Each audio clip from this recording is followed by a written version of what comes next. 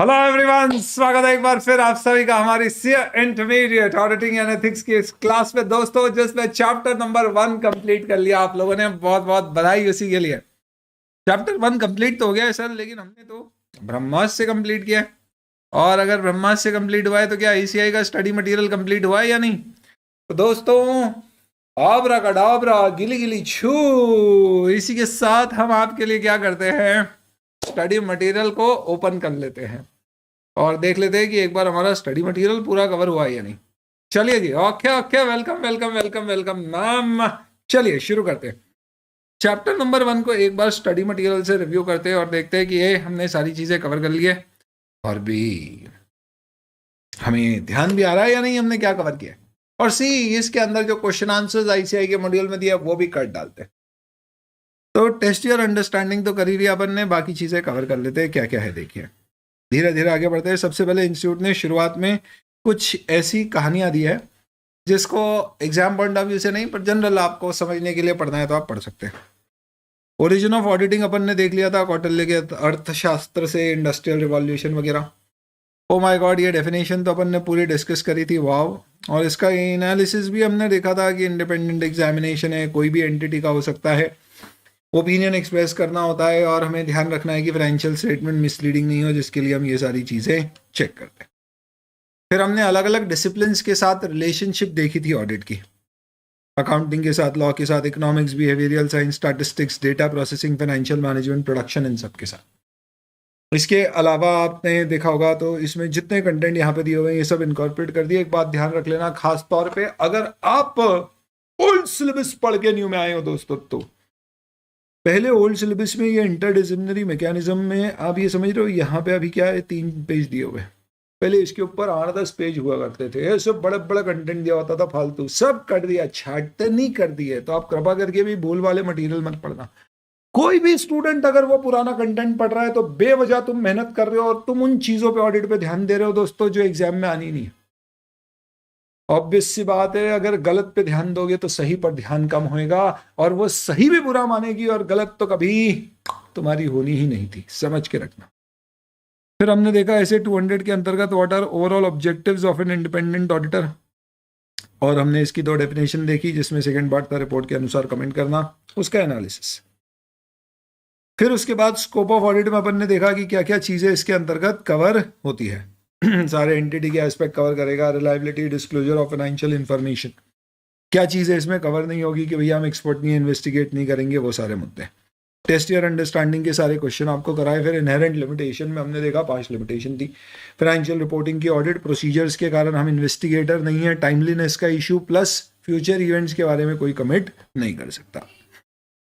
फिर आए अपन मस्त व्हाट इज एन एंगेजमेंट पर, और हमने देखा कि एक एंगेजमेंट क्या होती है, तो ये एक असाइनमेंट है, जॉब है, काम है, जॉब को मिला है जिसको अपने को करना है दोस्तों। तो हम जो कर रहे हैं वो एक्सटर्नल ऑडिट एंगेजमेंट है, ना कि इंटरनल ऑडिट एंगेजमेंट। पहले यहाँ पे इंटरनल ऑडिट एंगेजमेंट भी समझाया जाता था, अब वो हटा दिया गया है, तो आपको नहीं पढ़ना है क्यों, क्योंकि इंटरनल ऑडिट अलग से है, अपने डिस्कशन में कहीं ब्रीफ में आएगा, वहां पे कवर होगा, तो यहाँ से हट गया, तो बस इतना ही पढ़ना है। फिर क्यों ऑडिट करना है, क्या फायदे हैं इसके, वो अपन ने डिस्कस किए थे। ऑडिट के तरीके कितने होते हैं, एक मैंडेटरी और वॉलंटरी, कुछ एक्ट में होता है, कुछ अपन अपनी इच्छा से कराते हैं क्योंकि उसके फायदे हम जानते हैं। कौन अपॉइंट करेगा हमने देखा था, नॉर्मली C&AG गवर्नमेंट कंपनीज के केस में करती है, अदरवाइज शेयर होल्डर करते हैं, मेंबर्स के केस में पार्टनर, पार्टनरशिप फर्म में, और रिपोर्ट नॉर्मली जो अपॉइंट कर रहा है उसको दी जाती है। केस स्टडी भी दी हुई है आपके मॉड्यूल में दोस्तों। ये केस स्टडी क्या है, तो इससे पहले मैं आपको होमवर्क में आज क्या करूंगा, पहले बोलूंगा कि यार एक बार पूरा तैयार करके आओ, फिर अपन केस स्टडी भी कवर करेंगे। आप बोलो तो अभी करवा देता हूँ। चलो, पहला चैप्टर है तो तुमको छूट दी, इसकी केस स्टडी में मैं करा दूंगा।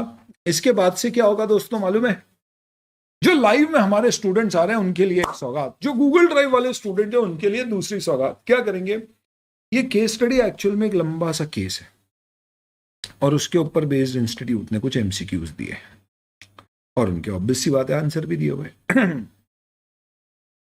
इसे आपको क्या करना चाहिए, आइडियली खुद को पढ़ना चाहिए केस स्टडी, इसके ऊपर बेस्ड क्या क्वेश्चन है देखना चाहिए, और फिर आपको अटेम्प्ट करना चाहिए क्या आंसर है, देखना चाहिए सही है या गलत है। अपन क्या करेंगे, मैं आपको ये केस स्टडी क्लास में दूँ, तो अभी कुछ दिनों बाद अब अपन फास्ट की ऐप पे शिफ्ट हो जाएंगे। अभी अपन एक कंटेंट ब्राउजर ऐप यूज कर रहे हैं, उसमें एमसीक्यूज वगैरह सब क्लास में ही सॉल्व हो जाते हैं, मस्त। ये सब आपको वहाँ मिलेंगे और गूगल ड्राइव वगैरह वाले स्टूडेंट्स को भी दे देंगे, और चाहे तो बुक से कर ले, चाहे तो वहाँ से कर ले। आपकी एमसीक्यू बुक जो मैं दूंगा उसमें भी ये सब मिलेगा। MCQ book as in question bank के साथ नहीं। ठीक है, तो ये केस स्टडी है, ये अभी अपन देख लेते हैं। इसके अंतर्गत आप देखिए इस तरह के आपको क्वेश्चंस दिए गए, एंड दैट्स अबाउट इट। उस पर आ जाएंगे अपन, पहले आगे का मैं बता देता हूँ। मीनिंग ऑफ अश्योरेंस एंगेजमेंट्स पे आ जाते हैं।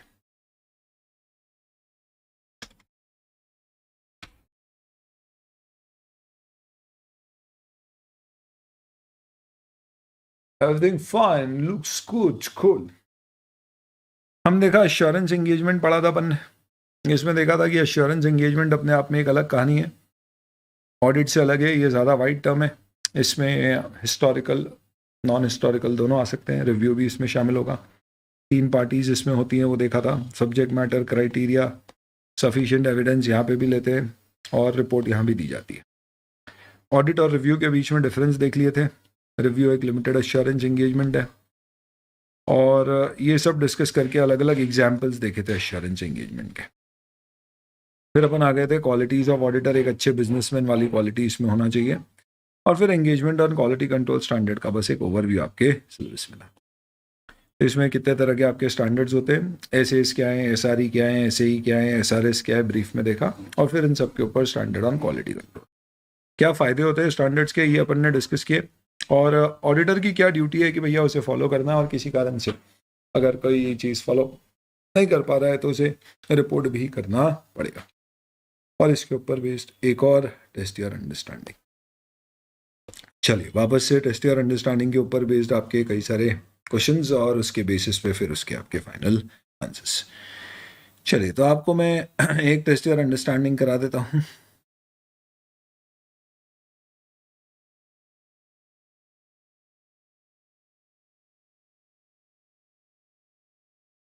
केस स्टडी 2 और 1।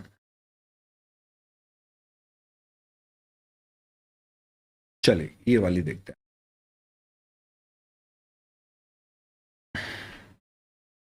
Rohit, Gurpreet, Ali, Goretti are friends in childhood days in Mumbai. CA Foundation exam, same attempt and plan to appear for intermediate. Wow, अच्छा लग रहा है पढ़ के। All of them are avid news listeners and regularly keep track of business news on social media.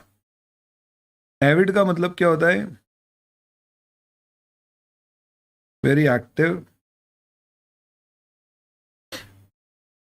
and regular. Trying to understand new subjects like auditing. Rohit, Gurpreet and Ali, तो गोरेटी छूट गया. have also started attending live coaching classes being conducted by Board of Studies of ICI. ICI marketing कर रहा है अपनी live coaching classes की, वाह। परंतु Gorati has not been able to join live coaching classes yet as she was away on a holiday with her parents. However, she plans to catch it up with her friends very soon. कहानियां. Ali has joined the classes but has skipped some lectures. Oh, backup नहीं देते क्या ये लोग? मैं भी लेता था, शुरू जब किया था इंस्टीट्यूट ने लाइव कोचिंग क्लासेस, तब पहले इंस्टीट्यूट ने स्टूडियो बनाए थे, और वहाँ जाके आपको क्लास लेना होती थी, और 3 शहर में ही स्टूडियो बनाए थे, मुंबई, दिल्ली और इंदौर में। एंड इंदौर में I was the first and the only faculty was taking classes. Sir आपके लिए स्टूडियो बनाया था क्या? ऐसे तो नहीं बोल सकते, प्रेसिडेंट साहब इंदौर के थे, फाइनल में लेते थे। बट उसकी एक अलग समस्या होती थी।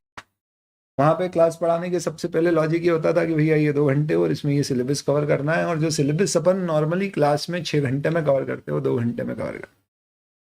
उसके बाद ICI का ही मटेरियल रेफर करना है, उसके अलावा कुछ भी नहीं। हमने कहा यार ये प्लेन वेनिला, इसको थोड़ा सा हमें रीफ्रेम करने दो, तो पहले वो करने नहीं देते थे, बाद में फिर उन्होंने अलाउ किया ऐसा। बट ठीक है, ओवरऑल एक अच्छा इनिशिएटिव है इंस्टीट्यूट का। फुल इंग्लिश में होती थी क्लासेस, 100%, हिंदी का प्रयोग नहीं कर सकते, इसलिए ज़्यादातर उसमें सदर्न इंडिया से स्टूडेंट्स आते थे। Due to During one informal get-together, the discussion centered around new subject of auditing. They discussed many things regarding nature, scope, benefit, and other general practices. Goretti was regular in keeping track of audited results of companies being published in newspaper. ये वही है जिसने coaching join नहीं करी. Her views that audit financial statement of company gave 100% guarantee to different stakeholders. It is the main reason behind so much reliance upon auditing. But she could not understand why wrongdoings in financial matter are discovered after many years have gone by.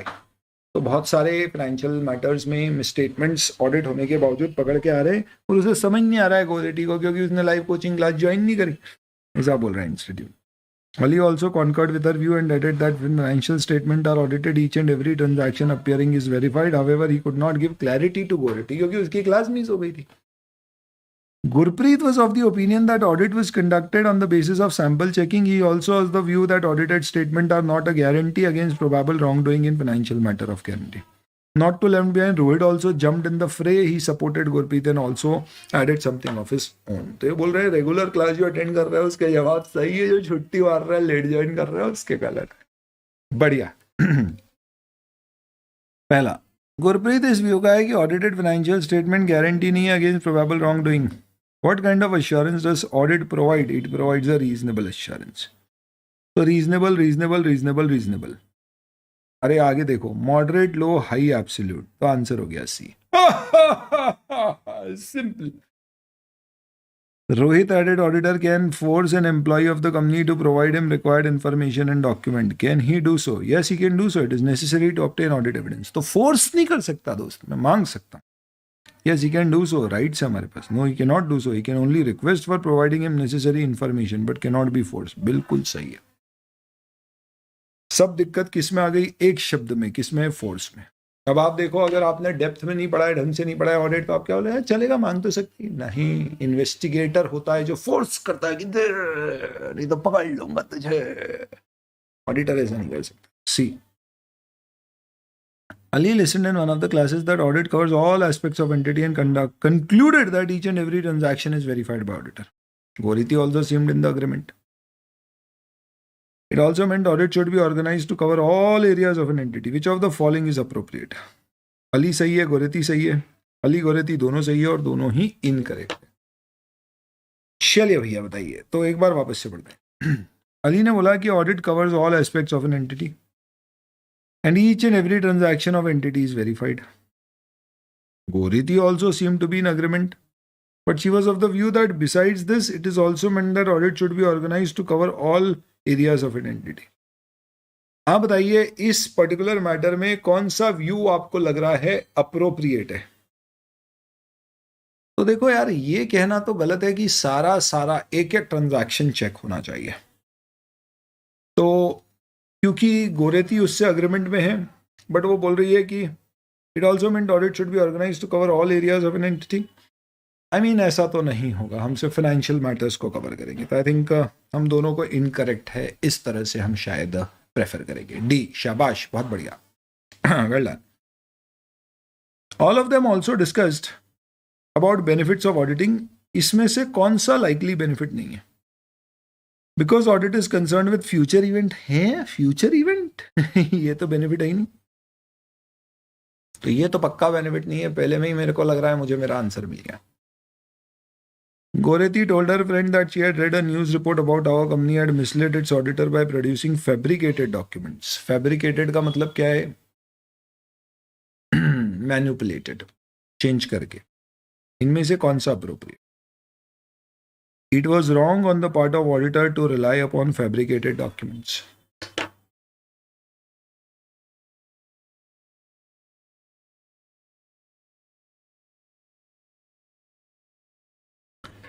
He must have discovered it as the same falls within the scope of his duty. भैया मैं expert नहीं हूं कि fabricated documents को detect कर पाऊंगा. Although it was wrong on the part of auditor to rely upon document, he cannot do everything in matter. He has to report on the basis of document provided. He has no duty in this regard. Okay, let's see. इसको hold कर. हम professional skills लगाते हैं, हम expert नहीं है genuineness निकालने के लिए. Management consisting of dishonest person has led him to fabricated document deliberately. ये मुझे बेहतर लग रहा है. बी से तो ये बेहतर है. Management can not mislead auditor due to high level of knowledge and expertise possessed. नहीं, ऐसा नहीं है। फैब्रिकेटेड डॉक्यूमेंट के लिए मैं जिम्मेदार नहीं हूँ। सी। आंसर देख लेते हैं क्या है दोस्तों। CCDAC। CA छूट गया क्या हमारा? ये डी लिया था अपन ने,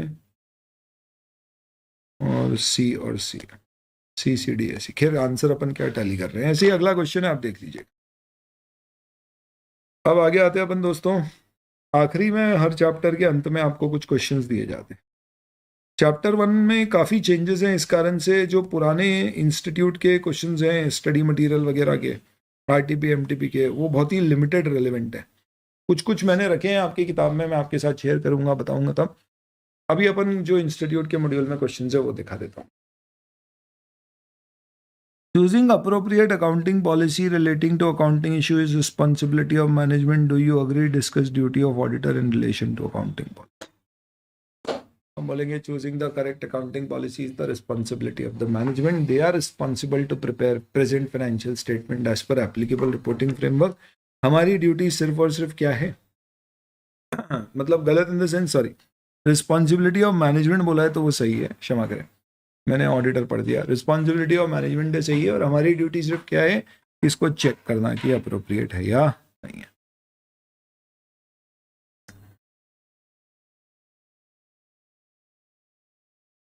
थ्योरेटिकल क्वेश्चन। अच्छा, इससे पहले करेक्ट और इनकरेक्ट वाले, क्षमा करें, मिस्टेक। तो अब थ्योरेटिकल ले लिया तो पहले अपन ये पढ़ लेते हैं, ठीक है। Choosing appropriate policy is responsibility of the management. Auditor evaluate selection and consistent application of policy. बाकी स्कोप में बताया गया है कि ऑडिट में क्या क्या करता है, वो लिखना है। Assurance engagement is not restricted to audit of financial statement alone. Discuss. Yes. इसमें रिव्यू भी आता है और प्रोस्पेक्टिव फाइनेंशियल अदर एश्योरेंस भी आता है। तो अपन ने एश्योरेंस में पढ़ा था, वो लिखा। 3 पार्टी है। कौन सी 3 पार्टी होती है? अपन ने डिस्कस किया था, यूजर, रिस्पॉन्सिबल पार्टी और ऑडिटर। पीछे आपको कोई भी आंसर नहीं मिलेंगे इनके, है ना, इन्होंने सब में बोल दिया रेफर रेफर रेफर ऐसा। A CA is specifically asked to check accounts whether fraud exists, whether with reason, state with reason whether it is an example of reasonable assurance engagement. No. अगर हमें बोला है चेक करो fraud exist करता है क्या, तो फिर ये इन्वेस्टिगेशन है, ऑडिट नहीं है। Audit does not provide absolute assurance. Yes, correct. How nature of audit procedure itself is one of the reason due to which audit cannot provide assurance. तो इसमें आपको limitations of audit में जो अपन ने nature of audit procedure पढ़े थे, वो वाले पॉइंट लिखना है कि हम सैम्पल टेस्टिंग करते हैं, 100% चेक नहीं करते, मैनेजमेंट कई बार हमें फोर्सफुली मनवा लेता है कोई चीज़। Refer second point of inherent limitation of audit, तो हमको मानना पड़ता है ऐसा। Correct incorrect. The basic objective of audit does not change with reference to nature, size और form of an entity.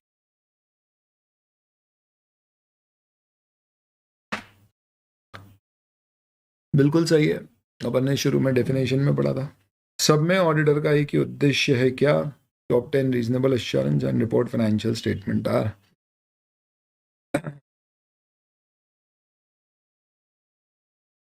prepared as per applicable framework. यहाँ पे answer में आपको लिखना क्या है? Definition of auditing.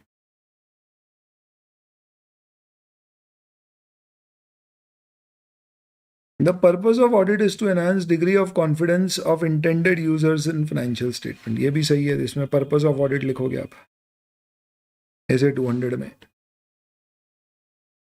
यहाँ पे overall objectives of independent audit ऐसे 200 का इंडिपेंडेंट ऑडिटर के objective. Definition of audit, not expected to, cannot reduce audit risk to reason, cannot obtain absolute assurance, inherent limitations of audit। सही है ये भी। Exam में 2 मार्क के आपको करेक्ट इनकरेक्ट के क्वेश्चंस आते हैं, उसमें आपको ये तरह के क्वेश्चंस आएंगे, इसके आंसर। इनहेरेंट लिमिटेशन और डेफिनेशन ऑफ ऑडिट आप लिख सकते हो, करेक्ट। इन्होंने डेफिनेशन और इनहेरेंट लिमिटेशन का रेफरेंस दिया है। इसे 200 का रेफरेंस देते हुए इनहेरेंट लिमिटेशन, मेन आंसर इसी से बनेगा। 2 मार्क में छोटा ही आंसर आता है। बाकी अब मैं आपको फिर जब क्वेश्चन बैंक बताऊंगा तो डिस्कस करेंगे इसमें और क्या चीज। चलो दोस्तों, इसी के साथ आपकी परमिशन हो तो आगे बढ़ूं। सेकेंड वाला केस स्टडी आप खुद कर लेंगे। अब आते हैं अपन किसके ऊपर, तब हम सीधे जंप कर रहे हैं दोस्तों चैप्टर 1 के बाद चैप्टर 11 पर। चैप्टर 11 इतना आगे क्यों सर? क्योंकि दोस्तों ऑडिट जब आप एक्सेप्ट करोगे तो क्या होएगा बेटा, आपको सबसे पहले एंगेजमेंट लेटर साइन करना। तो ऐसे 200 की कुछ चीजें आपने कहां पर पढ़ ली है, फर्स्ट चैप्टर में, और ऐसे 200 की कुछ चीजें प्रोफेशनल स्केप्टिज्म वगैरह आप कहां पढ़ोगे, 11 चैप्टर। इसी में आप पढ़ोगे कि अगर आपको ऑडिटर अपॉइंट किया है तो आपको ऑडिट एक्सेप्ट करते समय उनके साथ क्या क्या शर्तें मनवाना है उनसे, टर्म्स ऑफ एंगेजमेंट कैसे आपको फाइनलाइज करनी, वो डिस्कस करें। हेलो, इस पर्टिकुलर चैप्टर में हम ये भी डिस्कस करेंगे कि ऑडिट के लिए हम कैसे इंश्योर करें कि हम पूरी क्वालिटी के साथ ऑडिट कर सकें, क्वालिटेटिव ऑडिट कर सकें, वो भी हम यहाँ। तो दोस्तों ये चैप्टर 11 है आईसीआई का। वाह, पहले तो ये कहानी है, need for professional ethics, principle based approach, fundamental principles, ये सारी कहानियां दी गई है इसमें। Independence of auditor, threats to independence, और यही सारी चीजें आपको देखने को मिलेंगी। ओह, यहां पे ये आ गया आपका चैप्टर 11, ये सब आपका।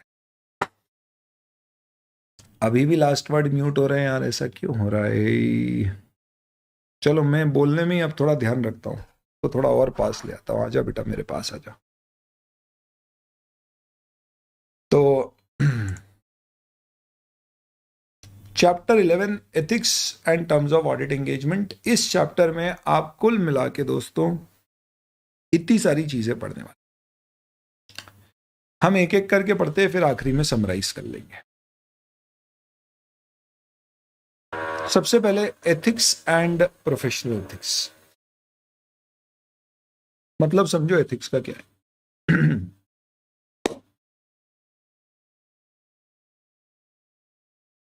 चलो मैं तुमसे एक सवाल पूछता हूं। एक आदमी लॉयर के पास गया और उसने लॉयर को कहा, लॉयर मैंने चोरी कर ली है और भाग के आपकी शरण में आया हूं, बचा लो। आप बताइए लॉयर क्या बोलेगा, जवाब क्या होगा उसका, बताओ। Sir, I have old SM. Do I need to buy new SM? Yes. I am studying it for the first time. Yes. If I don't buy the new SM and if I only rely on आपकी books, is that okay? Okay. Sir, how much okay? 100% okay. So if I purely rely on your books and do not refer to the ICI study material, will I be missing something? Absolutely not. Absolutely not. Then why do you say that I should buy an ICI SM only for second confidence level? Cross check. Auditor है ना, professional scepticism, जब तक खुद check नहीं करते विश्वास नहीं होता है। हम इतनी आसानी से फेथ नहीं करते। आपके पास ICI का स्टडी मटेरियल होगा और इधर आपके पास क्या होगा, फास्की आपकी, ब्रह्मास्त्र होगी, वो भी आपकी। फिर आप 2, 3, 4 चैप्टर में कंपेयर करोगे, फिर आप बोलोगे हटाओ इसको, देखने की कोई जरूरत नहीं, हम आश्वस्त हैं इससे, कोई जरूरत नहीं है बेटा आपको लेने की, पर फिर भी लेके रख लो, सिर्फ इसलिए कि कहीं कॉन्फिडेंस शेक हो तो एक बार क्रॉस चेक करोगे तो आपको लगेगा हाँ सब कुछ कवर्ड है, सिर्फ इसलिए। यानी ये बिल्कुल वैसा ही है कि एग्जाम में मैं गया और मैंने एक और चश्मा लेकर रख लिया, क्योंकि एग्जाम हॉल में मेरा ये चश्मा ऐसा नहीं है कि कोई दिक्कत देगा, पर कमबख्त क्या हुआ, इनकेस कभी इसको कुछ हो गया तो मेरे मन में एक कॉन्फिडेंस है कि हाँ दूसरा चश्मा बैकअप का रखा हुआ है। हालांकि इतनी एग्जाम देती बचपन से लेके आज तक, जब से चश्मा लगाया तब से आज तक कभी बैकअप चश्मे की जरूरत नहीं, बस वो बैकअप के लिए चाहिए था।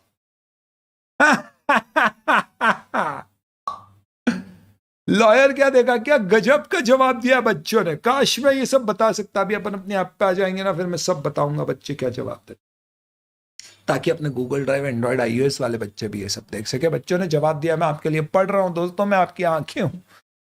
लॉयर, हाँ मैं बचा लूंगा। Lawyer will say how much money will you pay to me to save me. Lawyer बोलेगा किसी ने देखा तो नहीं।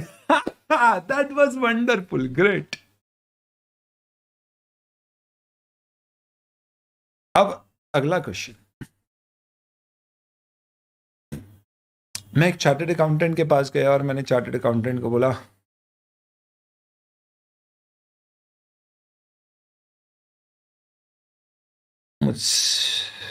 मुझे टैक्स की चोरी करनी है, या मुझसे टैक्स की चोरी हो गई है।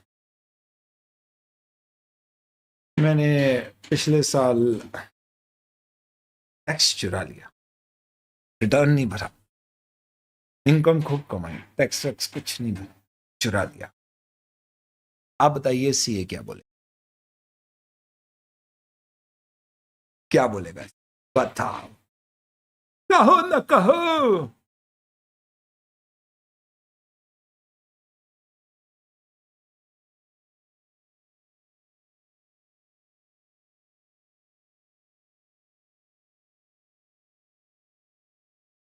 तो अगर आपके मन में ऐसा जवाब आ रहा है, 20% में बचा लूंगा, तो बेटा ऐसा गलत है। सीए बोलेगा, देख अगर टैक्स की चोरी हुई है तो हमारा सही सुझाव तो यह है कि भर दे। क्यों? क्योंकि आज खुद से भरेगा तो सिर्फ ब्याज देना पड़ेगा, पर कल दिन इनकम टैक्स ने डिटेक्ट किया तो पेनल्टी लगी। मैं तेरी प्लानिंग करवा दूंगा टैक्स में, मदद इतनी करवा सकता हूं मैं। जहां नैतिक रूप से टैक्स बच सकता है बचा सकता हूं, लेकिन मैं तुझे इलीगल फॉर्म से टैक्स बचा के नहीं। सर झूठ बोल रहे हो आप, ऐसा एथिक्स बोल। अरे सर गलत बात। तो दोस्तों एक चीज समझो, आईसीआई बोलता है कि लॉयर जिस तरह से अपने क्लाइंट को बोलता है तू चिंता मत कर मैं हूं ना, वैसे सीए नहीं बोल सकता, और इसलिए इंटरमीडिएट लेवल पर ही सबसे पहले समझा दो। आईसीआई ने बोला, अरे सार्थक सर चैप्टर 11 पहले पढ़ाना, क्यों? क्योंकि हमने उसको डाला आखिरी में। पर चक्कर यह है कि आखिरी में पढ़ते पढ़ते बच्चों के एथिक्स ही खराब हो जाते, वो ध्यान ही नहीं देगा आखिरी के चैप्टर में, और एथिक्स पे ध्यान ही नहीं देते। और ऐसे सीए निकल के आ रहे हैं आज की तारीख में, जिनके पास कोई जाता है और बोलता है टैक्स की चोरी हो गई है बचा लोगे, वो बोले हो कोई दिक्कत नहीं है और करवा दूंगा। वो बोले कम चोरी करी तुमने, हम तो ज्यादा करा देते, हमें ऐसे सीए नहीं चाहिए, हमें चाहिए ऐसा सीए जो बोले नहीं गलत है ऐसा मत करो, पार्टनर इन नेशन बिल्डिंग। तो सार्थक सर आप प्लीज एथिक्स पहले पढ़ाओ बच्चों को। मैंने कहा अच्छा जैसा आप बोला इससे, आप तो हमें जो बोलोगे वो पढ़ा देंगे, बस बच्चों को मार्क्स दे देना, पास करा देना, फिर उसके बाद उनको अलग सीख दे देंगे प्रैक्टिस कैसे करना। बोले चलेगा, अभी तो चलेगा। तो दोस्तों लॉयर का एथिक्स कहता है कि चोर चोर है या नहीं ये जज को डिसाइड करने दो, तुम ये डिसाइड नहीं कर सकते कि चोर चोर है या नहीं। In fact everybody has the right to get a free और अ फेयर ट्रायल, फ्री नहीं सॉरी फेयर ट्रायल। तो कसाब ने भी तो को मारा, उसके पास भी अधिकार है कि वो अपने पास एक लॉयर रख सकता है, ऐसे उनको तो मिलना ही नहीं चाहिए, पर फिर भी। पर हमारा ईसीआई का एथिक्स हमारे चार्टर्ड अकाउंटेंट को ये नहीं कहता है कि तुम्हारा क्लाइंट तुम्हारे पास आए और बोले चोरी हो गई है, तो बोले चोरी हो गई है किसने देखा, तो बोले चोरी हो गई है ये लेट्स इनकम टैक्स को डिटेक्ट करने दो। नहीं, तुम्हारे एथिक्स क्या कहते हैं कि तुम क्लाइंट के एडवोकेट मत बनो, उसके लॉयर मत बनो, तुम इनफैक्ट उसको ये बताओ कि भैया ये सही है, ऐसा सही करो, कानून का पालन करो।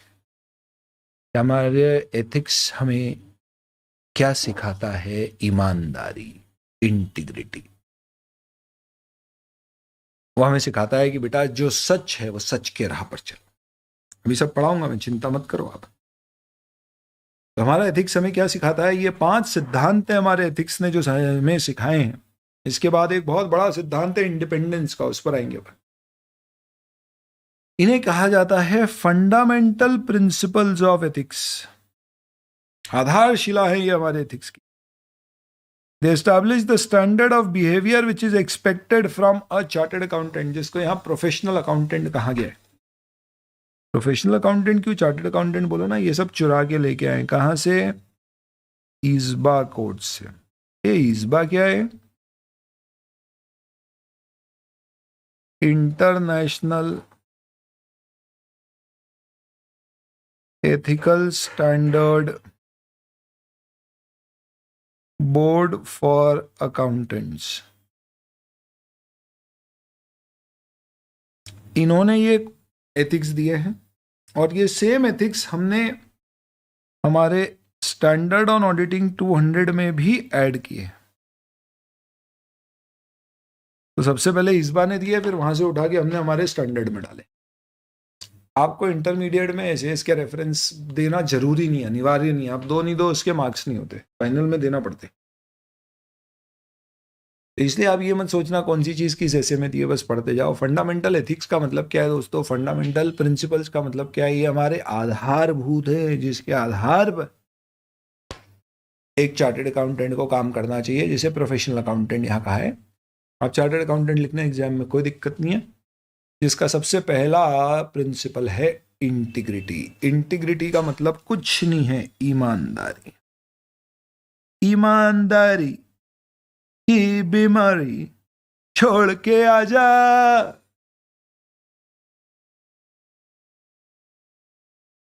एक चार्टर्ड अकाउंटेंट, प्रोफेशनल अकाउंटेंट मतलब कौन? जो सीए प्रैक्टिस कर रहा है वो, या जॉब में, सबके लिए उसे स्ट्रेट फॉरवर्ड ऑनेस्ट होना चाहिए अपनी सारी प्रोफेशनल और बिजनेस रिलेशनशिप।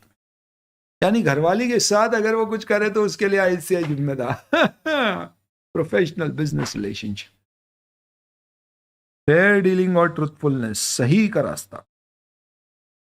इसका मतलब आप किसी भी स्थिति में अपने आप को not knowingly associate with any report और रिटर्न और कम्युनिकेशन और any other information which has false or misleading statement,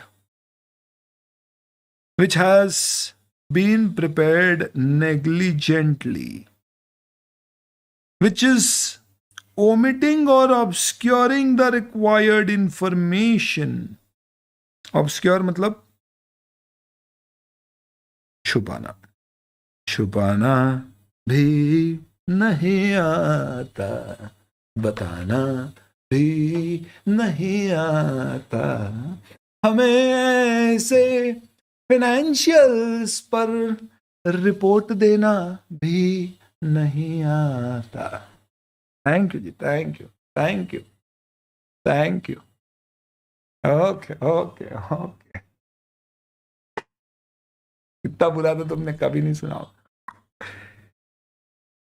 दोस्तों मेरा काम आपका कॉन्फिडेंस बढ़ाना है। मेरी गायिका को सुन, गायिका क्या बोले, मेरे गायन को सुन के आपको अपने पे कॉन्फिडेंस बढ़ेगा कि इससे तो बेहतर गाते ही है। तो दोस्तों ये कोई मजाक की बात नहीं हो रही है, तुम मजे मस्ती में ऐसे पढ़ रहे हो, ध्यान से पढ़ो। हाँ यार, फोकस। न्यू टैलेंट डिस्कवर्ड, देखो ऐसे मजे ले रहे बच्चे।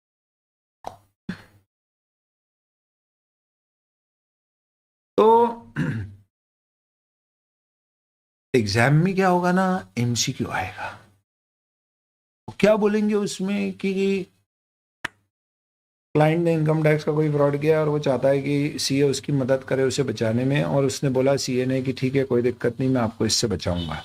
तो बताइए कौन सा फंडामेंटल प्रिंसिपल का वायलेशन हुआ है?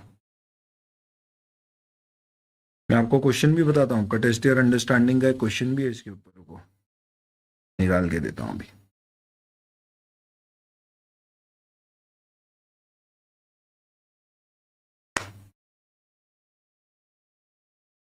तो इस पर्टिकुलर क्वेश्चन में यही मुद्दा डिस्कस किया गया है।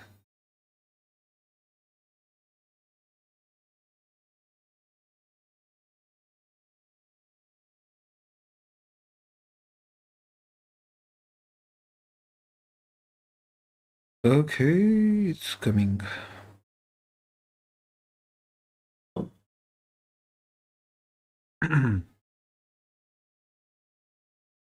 क्वेश्चन देखिए आप दोस्तों। A CN practice issued certificate showing original cost of plant and machine installed in premises of a client for 9 crore to save some fees of the client. तो उसने एक सर्टिफिकेट दिया कि भाई प्लांट एंड मशीन 9 करोड़ की हो सकता है सरकार आपने जितने रुपए की मशीन लगा रखी है उसके आधार पे कोई टैक्स आपसे लेती है, जबकि ओरिजिनल कॉस्ट उसकी 15 करोड़ थी क्लाइंट के रिकॉर्ड्स के अनुसार। क्लाइंट को सर्टिफिकेट क्यों दिया? ताकि उससे वो कोई फीस बचा सके। आपसे पूछा है कौन सा प्रिंसिपल प्रोफेशनल एथिक्स का वायलेट हुआ है? Integrity. Very good. Integrity requires the professional accountant shall not knowingly associate with reports, returns, communication, or other information where he believes that the information is materially false or misleading, contains misstatement or information which is negligently prepared, or omits or obscures required information where such omission or obscurity is misleading. In this case, a false certificate knowingly issued showing misstated cost of machine violates the fundamental principle of integrity. 3 mark का question, 3 mark का। पूरे 3 के 3 लाने के लिए आपको दोस्तों किसकी मेहनत जरूरत लगेगी? मुझे बताओ। ये पूरा पैराग्राफ है तुम्हारे आईसीआई का मॉड्यूल में, तुमको लगता है तुम पढ़ोगे और याद हो जाएगा? नहीं। अब बताओ, ये जो इस तरह से तुमको इंटीग्रिटी ब्रह्मास्त्र में दी गई है, तुमको लगता है ये पढ़ के तुम याद करके कम से कम कीवर्ड्स लिख पाओगे? हाँ सर। आपके मटेरियल में वो जो पैराग्राफ दिया है ना, उसी को तोड़ तोड़ के मरोड़ मरोड़ के सुंदर या उसमें सौंदर्यीकरण कर करके आपको ब्रह्मास्त्र में दिया, जिससे कि आप क्या कर सको, फोकस कीवर्ड पे कर सको, साथ साथ में उसको याद रखने पे फोकस कर सको और आपको याद भी हो सके। तो सबसे पहली चीज समझो दोस्तों, एक एडवोकेट की तरह एक चार्टर्ड अकाउंटेंट को परमिशन नहीं है कि वो इस तरह की गलत हरकत करे। तो सर क्या एडवोकेट को परमिटेड? अरे छोड़ो ना, उसके एथिक्स क्या बोलते हैं, अपने नहीं सीख में आ रहे, अपने याद नहीं हो रहे, उसकी बात कर। तो हमें क्या बोला गया है कि भैया हमें ईमानदारी की राह पे चलना है। कोई भी गलत कार्य हमसे अगर क्लाइंट कराए तो हम मना करेंगे। क्यों मना करेंगे? क्योंकि हमारा पहला फंडामेंटल प्रिंसिपल है इंटीग्रिटी, जो कहता है कि हम किसी भी अवस्था में क्या करेंगे, गलत कार्य नहीं करेंगे। मतलब ए, हमें ऑनेस्ट और स्ट्रेट फॉरवर्ड रहना है, बी, हमें ट्रुथफुलनेस और फेयर डीलिंग करनी है, और सी, हमें अपने आप को कभी भी जोड़ना, एसोसिएट नहीं करना है। किससे? कोई भी ऐसी चीज से जो ए, मिसलीडिंग बनाई गई है, जिसमें मटेरियल में स्टेटमेंट्स हैं, बी, जिसमें इंफॉर्मेशन ओमिट या ऑब्स्क्योर की गई है, या नेग्लिजेंटली, केयरलेसली प्रिपेयर की। ये लिखोगे ना तो 3 मार्क मिलेंगे। ये थ्योरी है बेटा, ऑडिट अपने आप में एक थ्योरी का पेपर है, और इस थ्योरी के पेपर में आंसर में अगर आपको क्वेश्चन का आंसर आता है तो वो काफी नहीं है, अपने को आंसर में क्या क्या कंटेंट जाना चाहिए वो सब भी तैयार करना है। और इंस्टीट्यूट ने थैंकफुली आपके सिलेबस को छोटा तो किया है, वो ज्यादा भी नहीं पर किया है, जिस कारण से आप थोड़ा समय अब ज्यादा दे सकते हो, और थोड़ा ज्यादा समय देके आप हौले हौले आराम से चीजों को कवर कर सकते हो। चलो, इंटीग्रिटी आया समझ में? तो इंटीग्रिटी के अंतर्गत कैसे पॉइंट याद रखने हैं आपको? देयर आर 3 पॉइंट्स, 1 2 3, एंड ये थर्ड पॉइंट के अंदर देन देयर आर 3 पॉइंट्स। तो आपको लगे ना तो ऐसी समरी बना दी। सबसे पहले वाले में क्या है? A, straightforward and honest, यहां पे ऐसा लिख देता हूं। B, fair dealing and truthful. C, knowingly associate नहीं। सी के अंदर फिर 1 2 3, false, misleading, negligently prepared, omits और ऑब्स्क्योर। ये सब इंटीग्रिटी है, इतना पूरा याद रखना। समझ में आ रहा है पढ़ना कैसे? चलिए अब अगले पे आते हैं, ऑब्जेक्टिविटी। ऑब्जेक्टिविटी, इतने दिन हो गए एक बच्चे ने भी ये ब्रह्मास्त्र किताब के बारे में कुछ नहीं बोला है। सब देख रहा हूं मैं। हाँ, नेक्स्ट।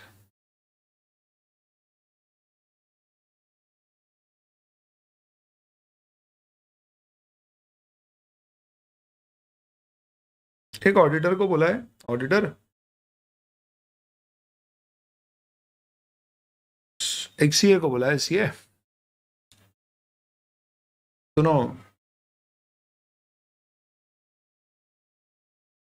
हमें बैंक से लोन चाहिए। सीए ने बोला ठीक है, अच्छी बात है, हमारी क्या मदद चाहिए? बोले हम चाहते हैं कि तुम इसके ऊपर एक अश्योरेंस रिपोर्ट दो। हम जो प्रोजेक्टेड फाइनेंशियल इंफॉर्मेशन प्रिपेयर करेंगे उसके ऊपर। सीए ने बोला ठीक है दे देंगे, हम तो अश्योरेंस एंगेजमेंट कर सकते पर वो इंटर नहीं फाइनल में पढ़, पर अभी ठीक है दे देंगे। कंपनी ने बोला कि हम तुम्हें जितना तुम हमें ज्यादा लोन दिलाओगे उतनी ज्यादा फीस देंगे, इनफैक्ट लोन सैंक्शनड का 1% तुम्हारी फीस। तो सीए का जवाब क्या होना चाहिए? बहुत बढ़िया। या भैया आपको जरूरत कितने की है पैसे की ये बताओ ना, ज्यादा क्या होता है। तो भाई हमारा काम ये नहीं है कि हम ये बोले कि अच्छा लोन ज्यादा सैंक्शन होगा तो अपने को फीस ज्यादा मिलेगी, तो अपन तो इससे बना दो फाइनेंशियल स्टेटमेंट की ज्यादा से ज्यादा लोन मिले, और ऐसे भी ये तो फ्यूचरिस्टिक है, सही गलत क्या होगा समय बताएगा।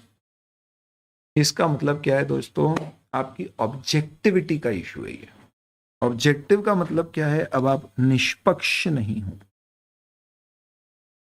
अनबायस्ड, निष्पक्ष।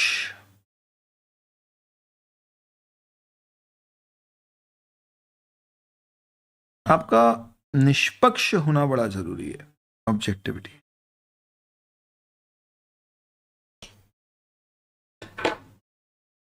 बायस नहीं होना चाहिए। थैंक यू भाई, थैंक यू। हर्ष भाई ने बोला ब्रह्मास्त्र के बारे में कुछ, बहुत बहुत धन्यवाद। इनफैक्ट इंटर के बच्चों से अभी अभी मेरे मेन लाभ अब बढ़ना शुरू होंगे। यूट्यूब पे भी आए दिन बच्चे बड़े इंटर के फाइनल के जब वीडियोस आते हैं तो उस पर कमेंट डालते सिर्फ इंटर इंटर इंटर। तो अब इंटर के ऊपर दोस्तों पूरी मेहनत, फोकस, समय और सब कुछ। इसलिए आप लोग भी जो लाइव में आ रहे हैं मुझे बताते रहना समय समय पर कि आप इंटर में दूसरे भी जो सब्जेक्ट्स पढ़ते हैं उसमें कोई आपको गुड थिंग्स दिखती है शेयर करिए, जो आपको लगता है यहाँ इनकॉर्पोरेट कर सकते हैं। I am very open. मैंने अभी फाइनल में जो जो अपनी गुड प्रैक्टिसेस थी सब डालने की कोशिश की, और अभी तो मैंने आपके साथ क्या क्या किया है वो अभी जैसे जैसे क्लास बढ़ेगी और शेयर करूंगा मैं। पर आपके पास और कोई गुड प्रैक्टिस है तो प्लीज बताना, और जो चीज अच्छी लगे वो भी बताना ताकि समझ में आए। हाँ भैया फाइनल वाले बच्चे हमसे बड़े कनेक्टेड रहते हैं, बड़े कम्युनिकेटिव रहते हैं, बकायदा बोलते अरे सर ये और करो, ये और करो, ये और करो, सर ये बढ़िया है, बेस्ट है, ऐसा। तो शेयर करते रहना दोस्तों, बताते रहना, बात करते रहना। चलो ऑब्जेक्टिविटी पे। ऑब्जेक्टिविटी में कहा गया है कि भाई हमें कॉम्प्रोमाइज हमारा प्रोफेशनल जजमेंट इसलिए नहीं करना है, क्यों? क्योंकि हमारा कोई अनड्यू इन्फ्लुएंस कॉन्फ्लिक्ट है। सिंपल सी बात है दोस्तों, आपकी कमाई अगर जितना ज्यादा लोन उतनी ज्यादा कमाई होगी, तो ऑब्वियस सी बात है आप कोशिश करोगे ज्यादा से ज्यादा लोन कमवाने की। ऐसा नहीं करना। तो कोई भी ऐसा काम मत करना जिससे ऐसे सर्कमस्टेंस या रिलेशनशिप पैदा हो जाए जिससे आपके जजमेंट इन्फ्लुएंस हो जाए। ये ऑब्जेक्टिविटी आया, समझ में आया? तो ऑब्जेक्टिविटी का मतलब क्या है, 2 पॉइंट है यहां पे। हमें main objectivity is nothing but judgement. Objectivity कुछ नहीं, जजमेंट। आपका जजमेंट क्या होना चाहिए? अनबायस्ड होना चाहिए। कब आपका जजमेंट बायस्ड होगा? जब दोस्तों कॉन्फ्लिक्ट ऑफ इंटरेस्ट आएगा। आपका जजमेंट कब बायस्ड होगा? जब ऐसी सर्कमस्टांस और रिलेशनशिप पैदा होगी जो आपके जजमेंट को इन्फ्लुएंस करेगी। तो आपको ऐसी चीजों से क्या करना चाहिए? दूर रहना चाहिए, ताकि आप निष्पक्ष रूप से कार्य कर सके। ऐसी सिचुएशन में आप अपने आप को डालो ही मत कि आपको गलत जजमेंट लेना। You should remain free from such situations and cases. तो क्या होगा? ऑडिटर ने बोला भाई मैं ऑडिट करने को तैयार हूं आपको, और मेरी ऑडिट फीस होगी आपके प्रॉफिट का 1%। अब एक आर्टिकल आया और आर्टिकल ने बोला सर देखो कंपनी ने ये 1 करोड़ रुपए के खर्चे को कैपिटल एक्सपेंडिचर बुक करके एसेट दिखा दिया। सीए बोलेगा तेरी बात तो ये सही बोल रहा है, पर अगर इसको सही कर दिया तो कंपनी के प्रॉफिट 1 करोड़ से कम, हमारी फीस 1 लाख से कम। 1 लाख रुपए में तो हम 3 आर्टिकल को 2 साल के लिए पाल लेते। सॉरी पाल नहीं लेते, स्टाइपेंड दे देते। तो कहीं ना कहीं आपके हाथ लड़खड़ाएंगे। तो आपने गड़बड़ी ऐसी करी कि आपने ऑडिट एक्सेप्ट किया और बोला 1% ऑफ नेट प्रॉफिट फीस लोगे। आप एक्सेप्ट करते समय ही अपने आप को एक ऐसी सिचुएशन में डाल रहे हो कि आगे जाके आपके जजमेंट इन्फ्लुएंस होंगे ही। गलत किया आपने, आपको ऐसा करना ही नहीं चाहिए था। तो आप कोशिश ही ऐसी करो ना, आप पहले से ही बोलो भैया हमारी ऑडिट फीस इतनी है, आपके फाइनेंशियल स्टेटमेंट सही निकले गलत निकले सब में यही रहेगी। तो इस पे क्वेश्चन आया तो कैसा आ सकता है, ऑडिटर को अपॉइंट किया और बोला है कि अगर अनमॉडिफाइड ओपिनियन दोगे तो इतनी फीस है, मॉडिफाइड ओपिनियन दोगे, मॉडिफाइड यानी गलतियां निकालोगे तो फीस कम हो जाएगी। हम बोलेंगे हम ऐसा ऑडिट एक्सेप्ट नहीं करेंगे क्योंकि हमारी ड्यूटी के अगेंस्ट में हमसे ये काम कराने की बात है। तो इसका मतलब क्या है दोस्तों, हाँ, बहुत बढ़िया सजेशन आया, इनफैक्ट इस पे अमल हो रहा है। और सेपरेट आपका टेलीग्राम पे एक अलग से, किसी ने बोला है सर एक सेपरेट बना दीजिए मेचो, इसका टेलीग्राम पे एक अलग से क्या बन रहा है, आप लोगों का ग्रुप बन रहा है। उसमें बस सिर्फ स्टूडेंट्स की एंट्री रहेगी और स्टूडेंट्स को उसमें एडमिट किया जाएगा आपके रिकॉर्ड्स चेक करके, और उसमें आप फिर बेहिचक आपके डाउट्स और सारी चीज़ें पूछ सकते हो, आपस में बात कर सकते हो, मैं भी एक्टिव रहूंगा उसमें आपके साथ। But yes, thank you for that suggestion.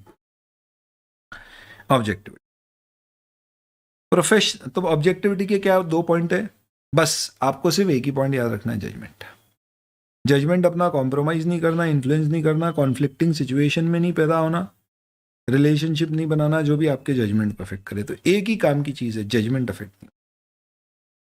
तो अनबायस्ड जजमेंट।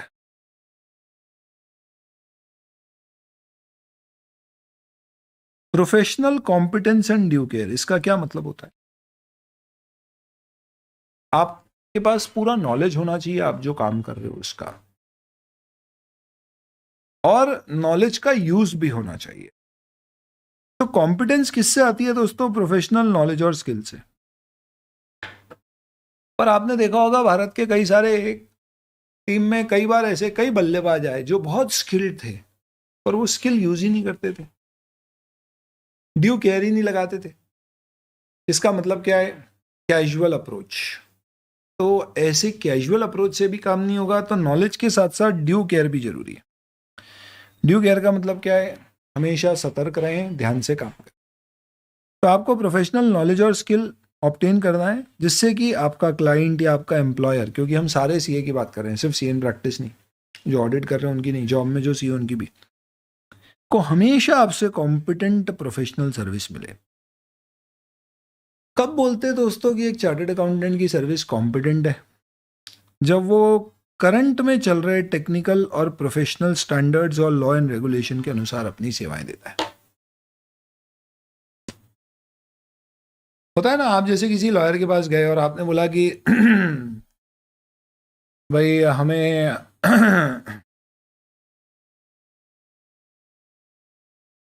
कुछ कॉपीराइट कराना है और समझना है कि कॉपीराइट के क्या नियम होते हैं। समझिए कि मैं किताब लिख रहा हूँ और किताब लिखने के लिए मैंने बोला भाई मैं ये किताब कॉपीराइट कराना चाहता हूँ, पर इसका कंटेंट तो बहुत सारा ICI के ऊपर ही बेस्ड है, मैं तो सिर्फ उसे फॉर्मेट कर रहा हूँ, थोड़ा सा सिस्टमैटिक कर रहा हूँ, थोड़े इंप्रूवमेंट, थोड़े चार्ट्स, थोड़ी समरीज ऐड कर रहा हूँ, बाकी बेस कंटेंट तो वही। कॉपीराइट हो पाएगा या नहीं, कराना चाहिए या नहीं, क्या फ़ायदे नुकसान है, और अगर मैंने करा लिया और किसी ने फिर इसे कॉपी कर लिया तो उस केस में क्या लाइबिलिटी उसकी आएगी, क्या मैं उस पर केस कर पाऊंगा। अब आप समझो कि मैं एक लॉयर के पास गया ये सारे सवाल पूछने के लिए और भाई एकदम अपडेटेड था। उसने बोला कि बिल्कुल आप कॉपीराइट करा सकते हैं, आप कैसे किताब को बेचेंगे, डिजिटली या फिजिकली। हमने बोला दोनों तरीके से हम प्रोवाइड करते हैं स्टूडेंट्स को। तो उन्होंने बोला 2 अलग अलग कॉपीराइट होती है, डिजिटल असेट की अलग और फिजिकल की अलग। ओह अच्छा, हमें नहीं पता। फिर हमने बोला ऐसा ऐसा हमने सोर्स लिया है, तो बोले फिर आपको रेफरेंस देना पड़ेगा कि हमने ये सोर्स से लिया। अगर आप राइटिंग में परमिशन ले लें तो और भी बेहतर है। हमला फिर केस करना हो तो बोले ये इसके नियम है, आप ऐसा कर सकते हो, फिर आप अगर केस करोगे तो ये हो सकता है। तो क्या था, बंदे को जब बात करी तो समझ में आया कि यार एकदम अपडेटेड है, उसको अपनी फील्ड का पूरा नॉलेज है। तो हम क्या बोलेंगे, यार बंदा कॉम्पिटेंट भी था और उसने काफी केयरफुली हमारे काम को समझा और ओपिनियन दिया। बेस्ट आपको कॉम्पिटेंट और ड्यू केयर की बात करना है तो आप मन में डॉक्टर सोचिए यहाँ पे। Let's say for example you have gone to a doctor for a surgery, surgeon के पास गए आप। कब लगेगा आपको कि यार वो सर्जन कॉम्पिटेंट है? जब आप उससे बात करोगे और वो बताएगा, तो बताएगा भैया ये देखो, ये मेरे इतने रिसर्च पेपर पब्लिश हुए, ये इंडियन मेडिकल एसोसिएशन की लेटेस्ट गाइडलाइंस है, इसके हिसाब से अब हम लेज़र सर्जरी करते हैं और ये सर्जरी के हमारे रिजल्ट्स हैं।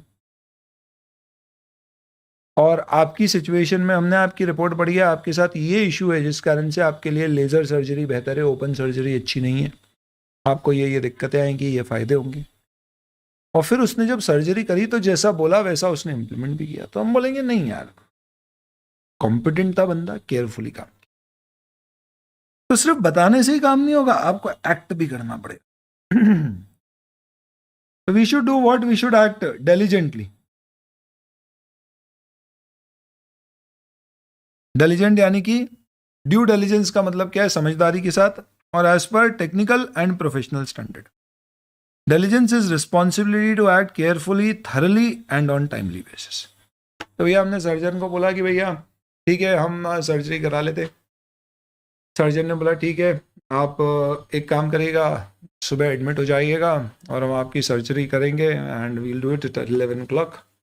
इसके लिए आप इस सब, उसने सब कुछ अच्छे से बता दिया कि आपको इतने समय पहले खाना खाना बंद करना है, इतने समय पहले पानी पीना बंद करना है, ये वाली दवाई आपको लेनी है। और 11 बजे तो टाइम से उसने सारा, जब हम गए तो ऑपरेशन थिएटर में सब कुछ रेडी था, स्टाफ वगैरह सबको, सबका पता था कि किसको क्या काम करना है। भाई आया और उसने 15-20 मिनट में सर्जरी करी और उसके बाद में सर्जरी की जो आउटकम रिपोर्ट्स आई सारे घर वालों के साथ शेयर किए और साथ में डिटेल आपको गाइडलाइन दे दी कि ये सर्जरी के बाद आपको आने वाले 1 हफ्ते तक क्या करना। तो हम बोलेंगे कि यार बंदा प्रोफेशनल है, कॉम्पिटेंट है और ड्यू केयर के साथ। तो इस पर्टिकुलर प्रोफेशनल कॉम्पिटेंस और ड्यू केयर में क्या ध्यान रखना, कब आदमी को मानोगे आप कॉम्पिटेंट है? आप तब कहोगे जब वो अपनी प्रोफेशनल स्किल्स, नॉलेज को यूज करता है। कब मानेंगे उसकी स्किल्स और नॉलेज सही यूज कर रहा है? जब वो एज पर करंट टेक्निकल और प्रोफेशनल स्टैंडर्ड्स का प्रयोग करता है और वो एक्ट करता है diligently with due care on timely. तो हम बोलेंगे कि नहीं, ये बंदा क्या है, कॉम्पिटेंट है, डिलिजेंट है। तो इसके ऊपर एग्जाम में क्वेश्चन आएगा तो कैसा आएगा? एक चार्टर्ड अकाउंटेंट को ऑडिटर अपॉइंट किया और उसने ऑडिट किया और उसने ऑडिट करने में केयरलेसनेस दिखाई और ऑडिट बहुत लेट करा, कंपनी उससे बहुत नाराज है, बताओ उसने कौन सा काम ढंग से नहीं किया? हम बोलेंगे साफ साफ समझ में आ रहा है बंदा प्रोफेशनली कॉम्पिटेंट और ड्यू केयर के साथ काम नहीं कर रहा है, खत्म। Next, confidentiality. दोस्तों एक चीज समझना, क्या एक चार्टर्ड अकाउंटेंट, एक ऑडिटर, एक सीए के पास क्या कई सारी ऐसी जानकारी होगी जो कॉन्फिडेंशियल होगी?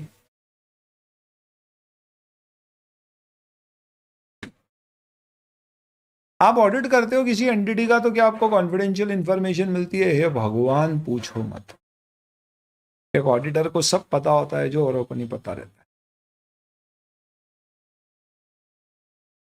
अरे आप, सिंपल सी बात है कि एक गोलगप्पे की दुकान को ऑडिट करने चले जाओ, आपको क्या पता पड़ जाएगा? सब पता पड़ जाएगा वो गोलगप्पे कहां से खरीद के ला रहा है, परचेज के बिल में कितने रुपए में लाता है, कितने में बेचता है, क्या उसका मार्जिन।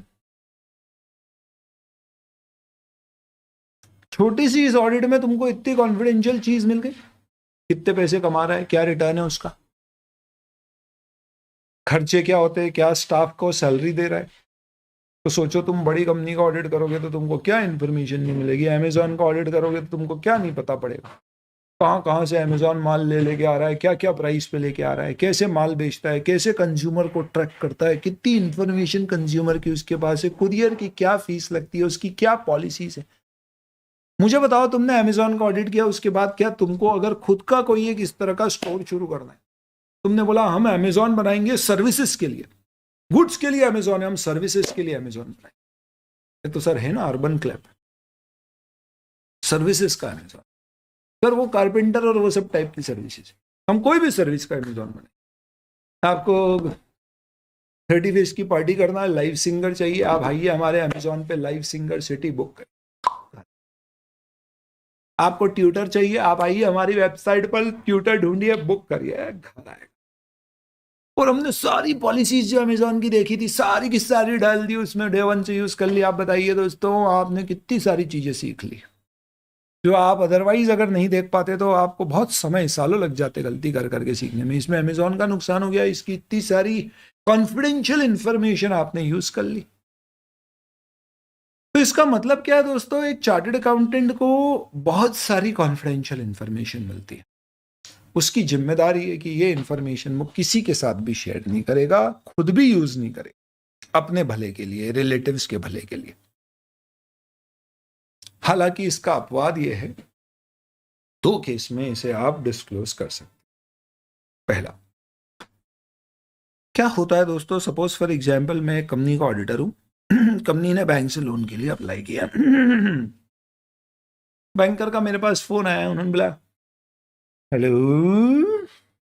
हम बोला अबे इतना लंबा क्यों बोल रहा है, कौन है? उसने बोला हाँ सार्थक जी बोल रहे हैं। हमने बोला हाँ जी सार्थक जी सुन रहे हैं। उन्होंने बोला देखिए जी, आप ऑडिट कर रहे हैं इस पर्टिकुलर कंपनी का जिसने हमारे यहां पर लोन की एप्लीकेशन लगाई है, और उसके लोन को अप्रूव करने के लिए सार्थक जी हम आपसे कुछ जानकारियां कंफर्म करना चाहते हैं। अगर आप जानकारी कंफर्म करेंगे तो ही हम लोन को आगे बढ़ा पाएंगे। हमने बोला आप ऐसे हैंगे हैंगे करेंगे तो बहुत टाइम लग जाएगा, और पूछिए जल्दी जल्दी क्या पूछना है, हम आपको जवाब दें। और कंपनी के भले के लिए बैंकर ने हमसे जो जो इंफॉर्मेशन मांगी, हमने एक के बाद एक सब दे दी। और ये वो इंफॉर्मेशन नहीं थी जो पब्लिकली सबके पास थी, हमारे पास थी क्योंकि हम ऑडिटर है, इसलिए तो हमको फोन लगाया। आप बताइए क्या मैं जिम्मेदार हूं? बिल्कुल गलती करी है मैंने फंडामेंटल प्रिंसिपल ही नहीं समझा। बेटा एक बेसिक रिक्वायरमेंट है एक चार्टर्ड अकाउंटेंट से, एक प्रोफेशनल अकाउंटेंट से, फिर वो जॉब करे किसी कंपनी में या ऑडिट करे किसी एंटिटी का, कि उसे जो जानकारी मिल रही है वो उसकी नहीं है, वो क्लाइंट की है, वो किसी को नहीं बताए। 2 अपवाद एक्सेप्शन है। पहला, क्लाइंट परमिट कर। मुझे क्या जवाब देना चाहिए था?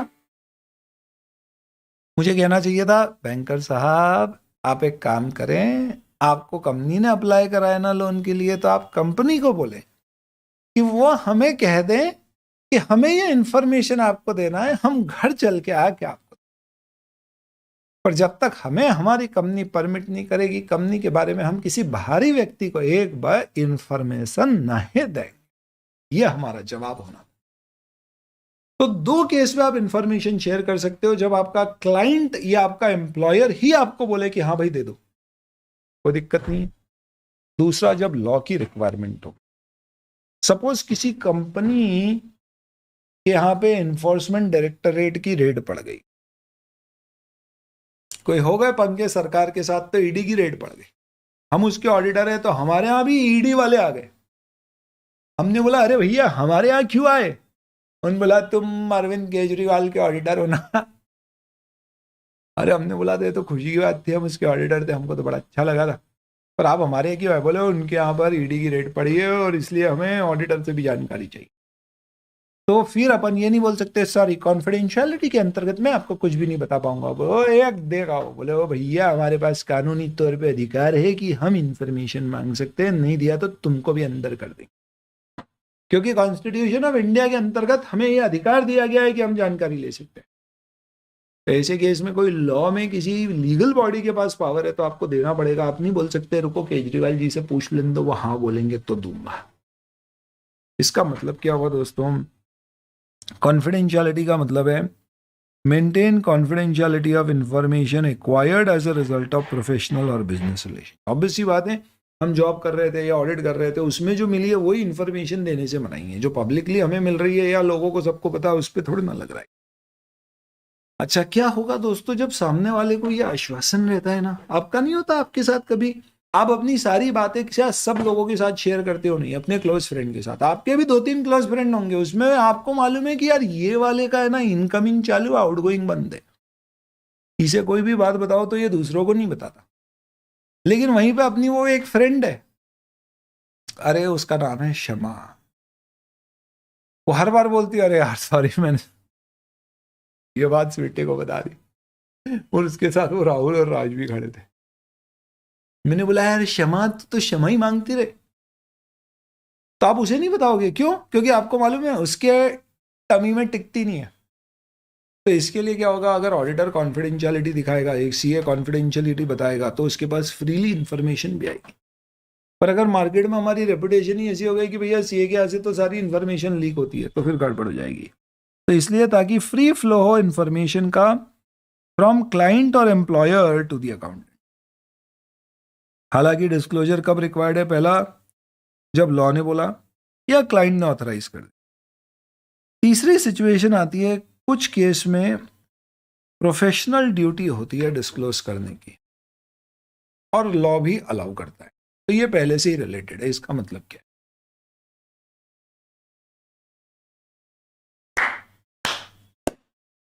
आपको पता है दोस्तों, एक सीए किसी फाइनेंशियल स्टेटमेंट के ऊपर ऑडिट रिपोर्ट दे दे, साइन कर दे, तो माना जाता है भैया ये स्टेटमेंट अप्रूव हो गया।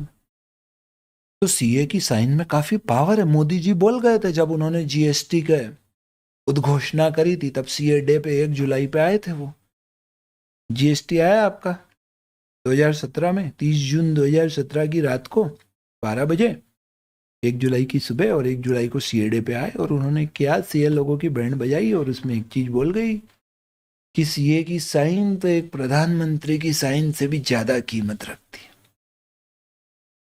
तब आप सोचो, अगर आप किसी चीज पे साइन कर रहे हो तो लोगों का उस पर कॉन्फिडेंस आ रहा है, तो आप ढंग से काम कर रहे हो या नहीं, ये चेक करना तो बनता है।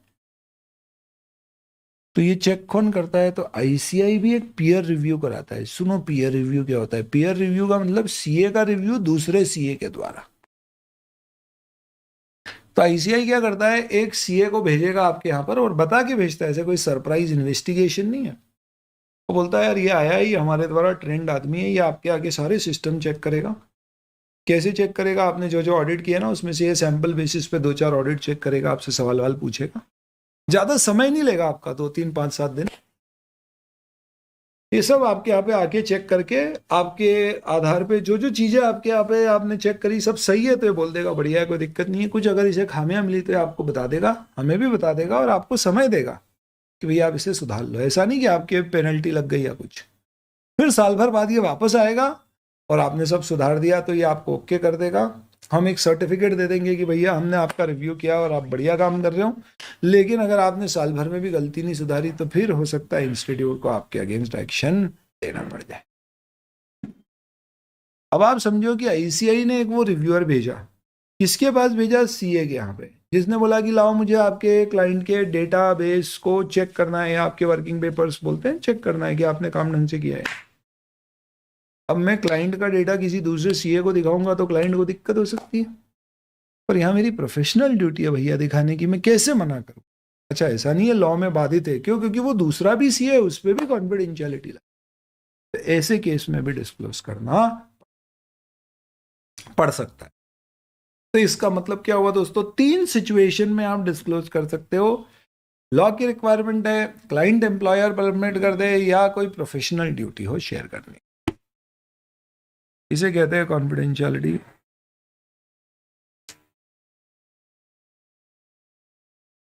which simply means keeping clients or employers information safe। अब आपके मन में बहुत क्वेश्चन आ सकते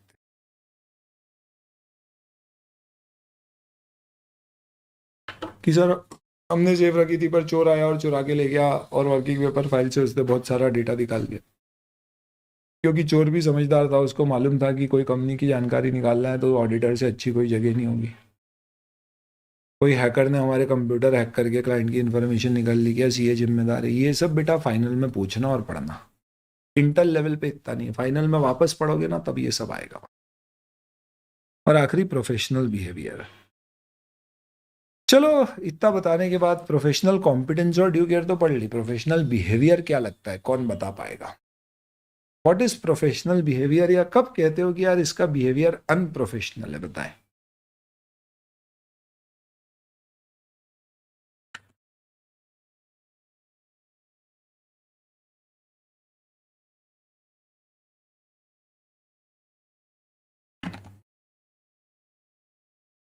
लिखो बेटा।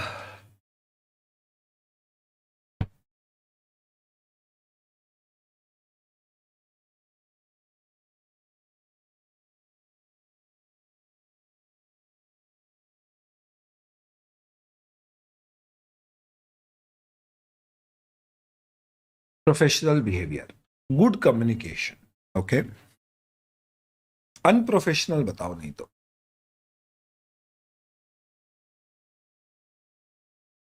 मेरा ऐसा मानना है कि अपन कोई भी प्रोफेशनल के पास गए, किसके पास, कोई भी हो सकता है प्रोफेशनल, डॉक्टर, लॉयर, टीचर, अगर वह आदमी बेबुनियादी बातें करेगा ना तो आपको लगेगा यार बहुत ही अनप्रोफेशनल है। सही बोल रहा हूं? आप किसी से पहली बार मिले और उसने आपसे जितनी बात करी उस पूरी बात पे उसने, हम डॉक्टर के पास गए, दांत दुख रहा था, हम गए डॉक्टर के पास, हमने बोला सर दांत बहुत दुख रहा है, कुछ करो। उसने देखा ऑलरेडी हमारे कई सारे दांतों में कैप लग चुकी है, उन्होंने बोला कहाँ लगवाई, हमने बताया, बोला अरे तुमने वहां लगवा ली और कोई नहीं मिला, फिर ये एक के बाद। फिर हमने बोला सर इसमें तो बताओ क्या हुआ, बोला अरे तू छोड़ दे सब मेरे पे, मैं सब कर लूंगा।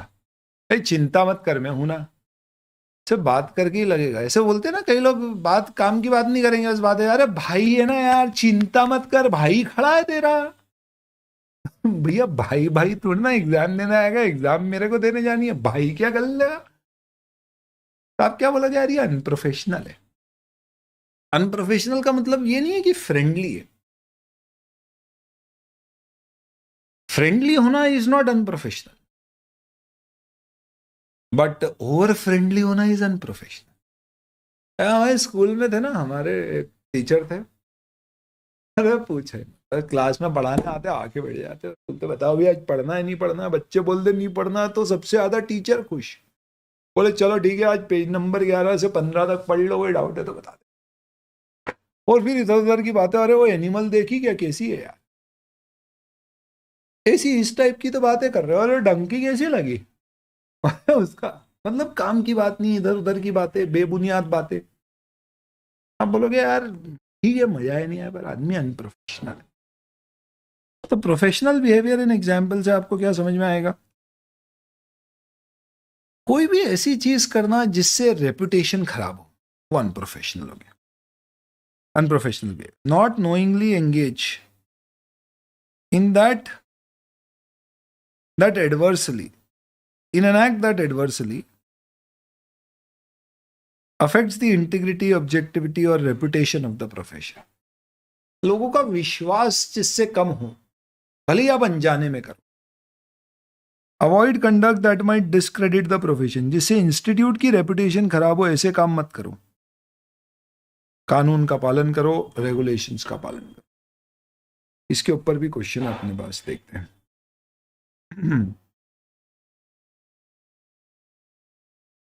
Suryakantam audit of accounts of particular year, ICI issued a letter to him relating to certain matter concerning audit. He didn't even bother to reply despite reminders. कौन सा फंडामेंटल प्रिंसिपल उसने डिसरिगार्ड किया? तो मेरी इच्छा तो थी मैं बोलूँ professional competence and due care, पर इसमें कॉम्पिटेंस वाली कोई बात नहीं है, बस आपने जवाब नहीं दिया है। ऐसी सारी चीजें प्रोफेशनल बिहेवियर में चली जाएगी।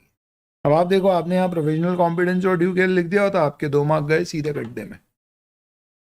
तो इसका मतलब क्या है दोस्तों, प्रोफेशनल बिहेवियर को बहुत ही लॉजिकली आखिरी में रखा है। क्यों? क्योंकि ये एक मिसलेनियस तरह का पॉइंट है।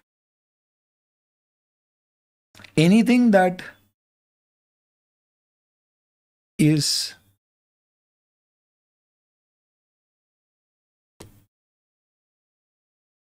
अनप्रोफेशनल, प्रोफेशनल बिहेवियर यानी you should not be unprofessional, you should not do any act that brings disrepute, reputation खराब करती है। तो सीए और द प्रोफेशन आईसीए इंस्टीट्यूट, ढंग से काम करो, अच्छे से काम करो, ये प्रोफेशनल भी है। ये आपके दोस्तों क्या है, फंडामेंटल प्रिंसिपल्स है। क्या ये फॉलो करना अनिवार्य है? ऑफ कोर्स, क्योंकि आईसीआई कहता है कि भैया एक आदमी की पहचान उसके एथिक्स से होती है। क्या बात बोली सर, बहुत बहुत गहरी बात बोली, बहुत गहरी बात है ये तो। एक आदमी की पहचान उसके एथिक्स से होती, क्या बात बोली। तो अब अपन थोड़ी सी एथिक्स की बात करते क्या है ethics? Ethics are nothing but morals. ये वो मॉरल प्रिंसिपल है जो एक व्यक्ति के बिहेवियर को, उसकी कंडक्ट को गवर्न करते। कीवर्ड गवर्न करते किसके? उसके बिहेवियर को, उसके कंडक्ट को। ये मॉरल प्रिंसिपल्स गवर्न करते। एक एथिकल आदमी हमेशा सही राह पे चलेगा, अनएथिकल आदमी उसके सवरे काम करने के तरीके। तो ये व्यक्ति तो व्यक्ति चेंज होगा, यानी it comes from the person itself, और it needs to be inculcated in the habit and temperament of an individual, ताकि आपका एक ओवरऑल एथिकल कल्चर बने। इसका मतलब क्या है? मैं आपको कीवर्ड्स दे देता हूं, साइड में आपको लिखना है। तो ये संस्कारों की बात है, इसे आपको अपनी आदत बनाना है। ये व्यक्ति पर निर्भर करता है।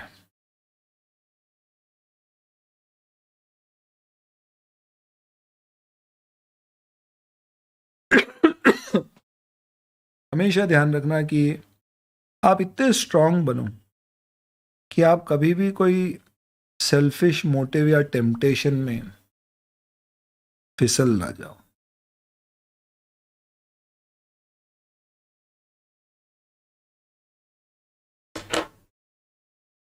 भाई कोई दोस्त आके कितने बोल दे, बोले यार मेरे एडमिट कार्ड पे जाके पेपर दिया 10 लाख रुपए, अरे एथिक्स हाँ ही नहीं बोलते, ऐसी कमाई करना ही नहीं हमको। It is a state of mind to act and perform in accordance with moral principle. इसका मतलब क्या है? Basically are ethics define how we act. जब भी सवाल उठता है कि भैया ये काम करें नहीं करें, हमारे एथिक्स बताते हैं, अंदर की आवाज, कि हमें ये करना चाहिए या नहीं। Hence, it is the science of morals in human conduct. Such moral principles, rules of conduct impose obligation upon individual. ये हमारे ऊपर दायित्व क्रिएट करते हैं कि नहीं यार हम कुछ गलत नहीं करेंगे। So basically, ethics is what? It is a state of mind. These are basically morals of an individual.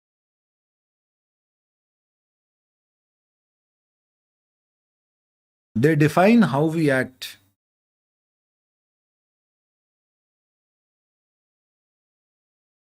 It is a matter of culture. It varies from person to person, individual dependent. It means that we should not be carried away or tempted to do wrong things. आपके ethics आपके होते हैं ना, खराब समय आता है, आदमी गलत राह पे जाएगा नहीं जाएगा, ये किस पे डिपेंड करेगा? ये उसके एथिक्स पे डिपेंड करेगा। क्यों एक ही स्कूल में इतने सारे बच्चे पढ़ते हैं और सब अलग अलग राह में चले जाते हैं? क्यों? क्योंकि उनके घर के संस्कार, उनकी संगति के संस्कार, उनके टीचर्स, ये सारी चीजें इन्फ्लुएंस करती इसको, आपके मॉरल्स को। तो क्या जरूरत क्या है एथिक्स की? तो कोई भी प्रोफेशन हो, फिर वो लीगल हो, मेडिकल हो, सबके अपने एथिक्स हो। हमारे एथिक्स क्यों है? क्योंकि हम पे सोसाइटी रिलाई करती है, ट्रस्ट है लोगों का हम पर, बेइंतहा ट्रस्ट करते हैं लोग हम पर, चार्टर्ड अकाउंटेंट। और ये फैक्ट है दोस्तों, कई बार ऐसा होता है ना कि कोई भी ऐसी चीज होती है कि न जाने के ऊपर एक ऐसा ट्रस्ट सा बन गया कि यार अगर कोई भी चीज है, ये चार्टर्ड अकाउंटेंट कर रहा है तो चलो बेबुनियाद तो नहीं होगी, एक बेसिक लेवल का कॉन्फिडेंस, एक ट्रस्ट तो रहता है कि अच्छा सीए ने किया है मतलब इतना तो सही होगा। ये ट्रस्ट है, ये ट्रस्ट के लिए हमें एथिकल होना जरूरी है, मेंटेन करना है हमें, वो कैरी करना है वो brand. The purpose of assurance engagement is to enhance the confidence. अब आप बताइए, कॉन्फिडेंस एनहांस करने वाले व्यक्ति पे ही लोगों को कॉन्फिडेंस नहीं, उसके ही एथिक्स खराब हो तो क्या वो दूसरों को confidence they? Unless you trust the person who is providing the service, how will you trust his service? अरे जब उस पर ही विश्वास नहीं है तो उसकी बातों पर क्या होगा? उस पर ही विश्वास नहीं है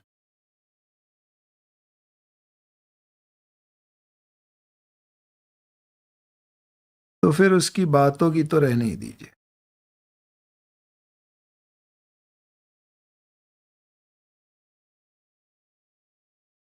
मोरालिटी है, एक व्यक्ति का ऐसा स्वभाव ही होता है कि वो जब भी ऐसी सिचुएशन आती है तो वो अपने पर्सनल गेन को अपनी सर्विस के ऊपर डाल देता है। और जो लोग ऐसा नहीं करते हैं वो रिस्पेक्ट और ऑनर कमाते हैं।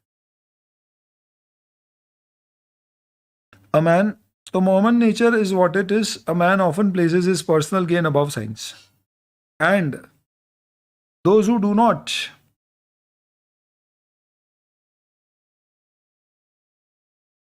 दे are the one who command respect and honour. मतलब क्या है, समझ गए आप? इस पे मुझे तो एक ही एग्जांपल ध्यान आता है, एमएसडी, आउट तो आउट, समझ गए ना?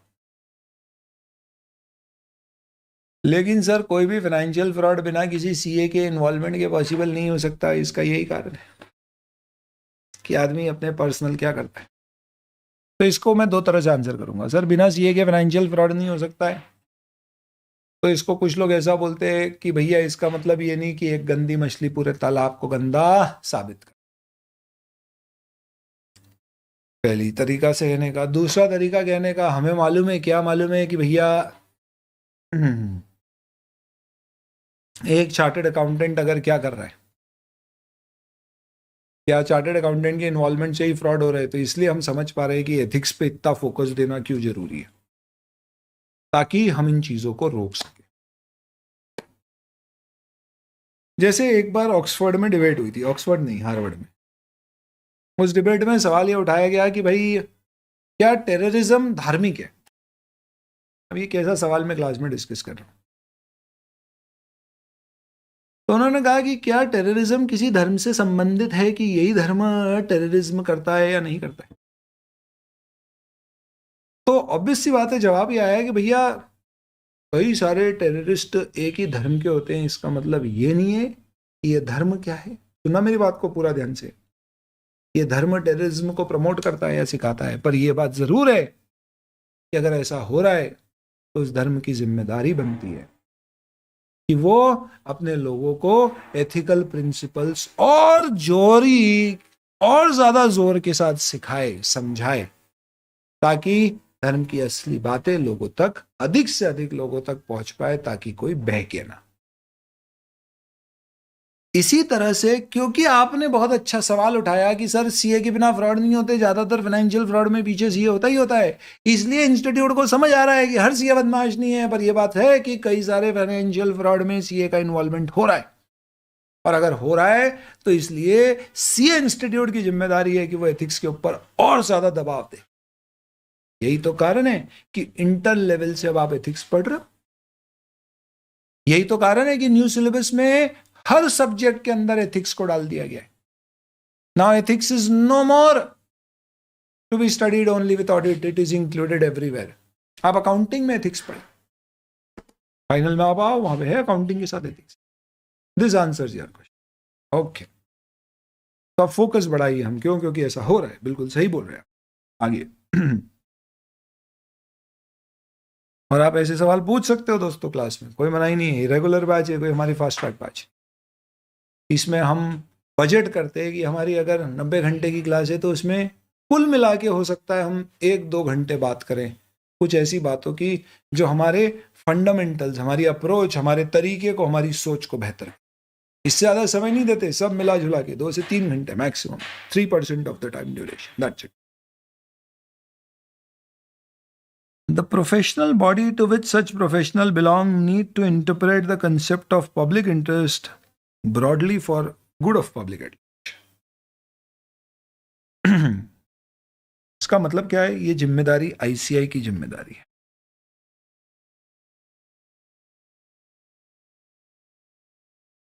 कि वो जनता के हित के लिए कार्य करे, जनता के प्रोफेशनल फाइनेंशियल मैटर्स पे एटलीस्ट, क्योंकि हमारे प्रोफेशनल्स इतना रिस्पेक्ट और कॉन्फिडेंस एंजॉय करते हैं, कहीं ना कहीं ये डिपेंडेंट है किस पे? जो स्ट्रिक्टनेस और स्क्रल्पलेसनेस, यानी कि स्क्रल्पलेस का मतलब क्या होना? Unprofessional, careless. हम जितने केयरलेस नहीं है, यानी कि जितने केयरफुल है, जितने स्ट्रिक्ट है, उसके आधार पे क्या होगा? हमारी रेपुटेशन बरकरार रहेगी। और ये तभी होगा जब सेल्फ डिसिप्लिन आए, और वो कब आएगा? जब एथिक्स होंगे। तो इसका मतलब क्या है? ये साफ साफ बोल रहे हैं कि the respect of a profession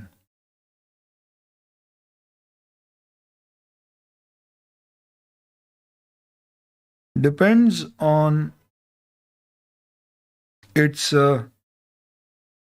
strictness, self discipline.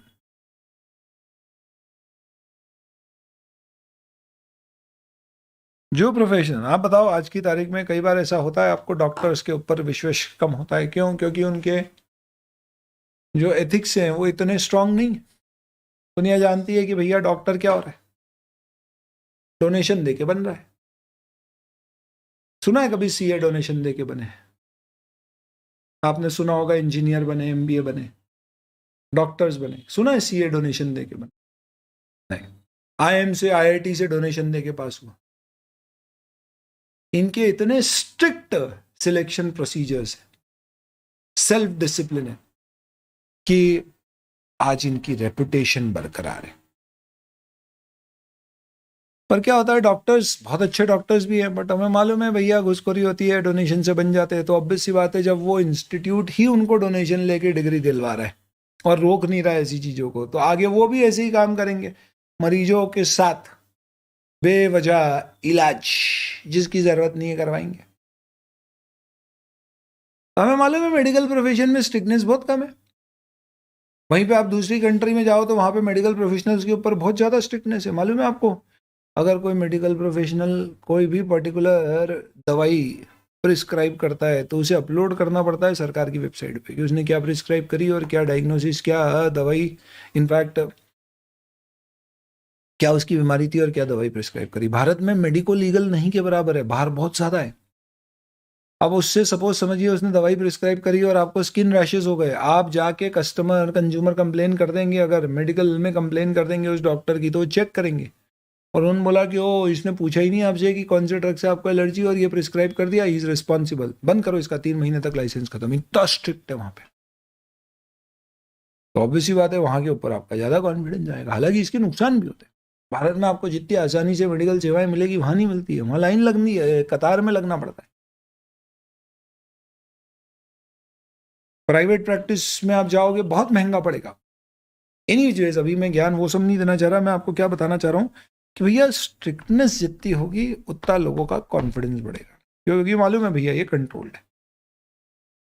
इसीलिए देखो, वेरी गुड, हम मेडिकल जब भी करते हैं तो हमेशा सेकंड ओपिनियन लेते हैं, उसके बाद ही मानते हैं, क्योंकि हमारा कॉन्फिडेंस कम है। सीए में ऐसा करते हैं, कम करते हैं। हम भी कर सकते हैं पर इतना नहीं होता। लॉयर, मेडिकल, इन सब के पास आप सेकंड ओपिनियन लेने जाते हो। सीए में नॉर्मली आप क्या करोगे? विश्वास करो। पर अब आजकल क्या है, ठीक है, हर जगह धंधा चल रहा है, वो वाली बात। नेक्स्ट, तो distinguishing feature of accountancy profession is acceptance of responsibility to act in public interest. ये मैंने पॉइंट्स बना दिया, इंस्टीट्यूट ने बड़ा सा पैराग्राफ दे रखा है, अपन ने पॉइंट बना दिया, ठीक है। तो हमें वापस से किस पे फोकस करना है? Public interest. We seek to protect the interest of the profession as a whole. और हम एक ढाल की तरह काम करते हैं, कैप्टन अमेरिका की डालें। तो आप प्रैक्टिस में हो या सर्विस हो, आपको एथिकली काम करना है, फंडामेंटल प्रिंसिपल जो आगे पढ़ रहे हैं वो फॉलो करने हैं। यूजर को आपके साथ सिक्योर्ड फील होना चाहिए। क्यों आज बोले नहीं, कौन सी मूवी में डायलॉग था, बोले क्यों आज पुलिस को देख के आदमी घबरा जाता है, महसूस करने की बजाय, क्योंकि करप्शन इतना, वो वाली बात है। तो लोग आपके साथ सिक्योर्ड फील करेंगे, भैया मैं सही जगह पर हूँ, मैं सही लोगों के पास हूँ, यहाँ से मुझे कोई डर नहीं है, ये मुझे गलत गाइड नहीं करेंगे, ऐसी कॉन्फिडेंस बनती है। ठीक है यार, ओके।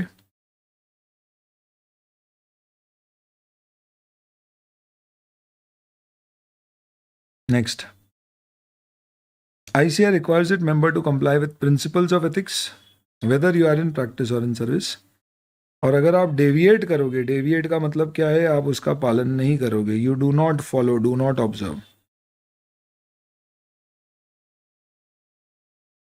तो इंस्टीट्यूट आपके अगेंस्ट में एक्शंस लेगा, आप पे फाइन लगा सकता है, मेंबरशिप छीन सकता है, या आप पे प्रतिबंध लगा सकता है किसी प्रकार के।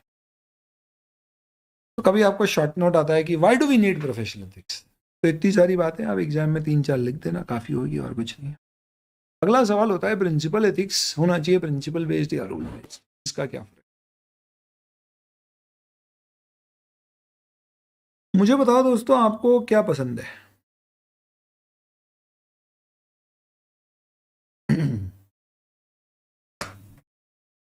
ए, पहली बार हम घर से बाहर दोस्तों के साथ घूमने जा रहे थे, लेट्स से फॉर एग्जांपल, बंदों की बहुत एग्जांपल हो गए, बंदियों की बात। सिमरन पहली बार अपने घर से दूर कहीं घूमने जा रही है और उनके बाबूजी अमरीश पुरी, सिमरन काजोल, दिलवाले दुल्हनिया ले जाएंगे, नहीं देखी तुमने, छोड़ो खैर रहने दो। तो सिमरन फर्स्ट टाइम आउट ऑफ, बिना पेरेंट्स के साथ घूमने जा रही है, फ्रेंड्स के साथ घूमने जा रही है। तो फाइनली वो एक मोमेंट आएगा जब जाने से कुछ समय पहले बाबूजी माताजी कुछ टिप्स देंगी। तो जब सिमरन जा रही थी तो बाबूजी ने क्या टिप्स दी? एक लाइन में, इज्जत है तू हमारी, बस इस बात का ध्यान रखना। इस एक लाइन में कितनी बड़ी बात बोल दी, इज्जत है तू हमारी, बस इस बात का ध्यान रखना।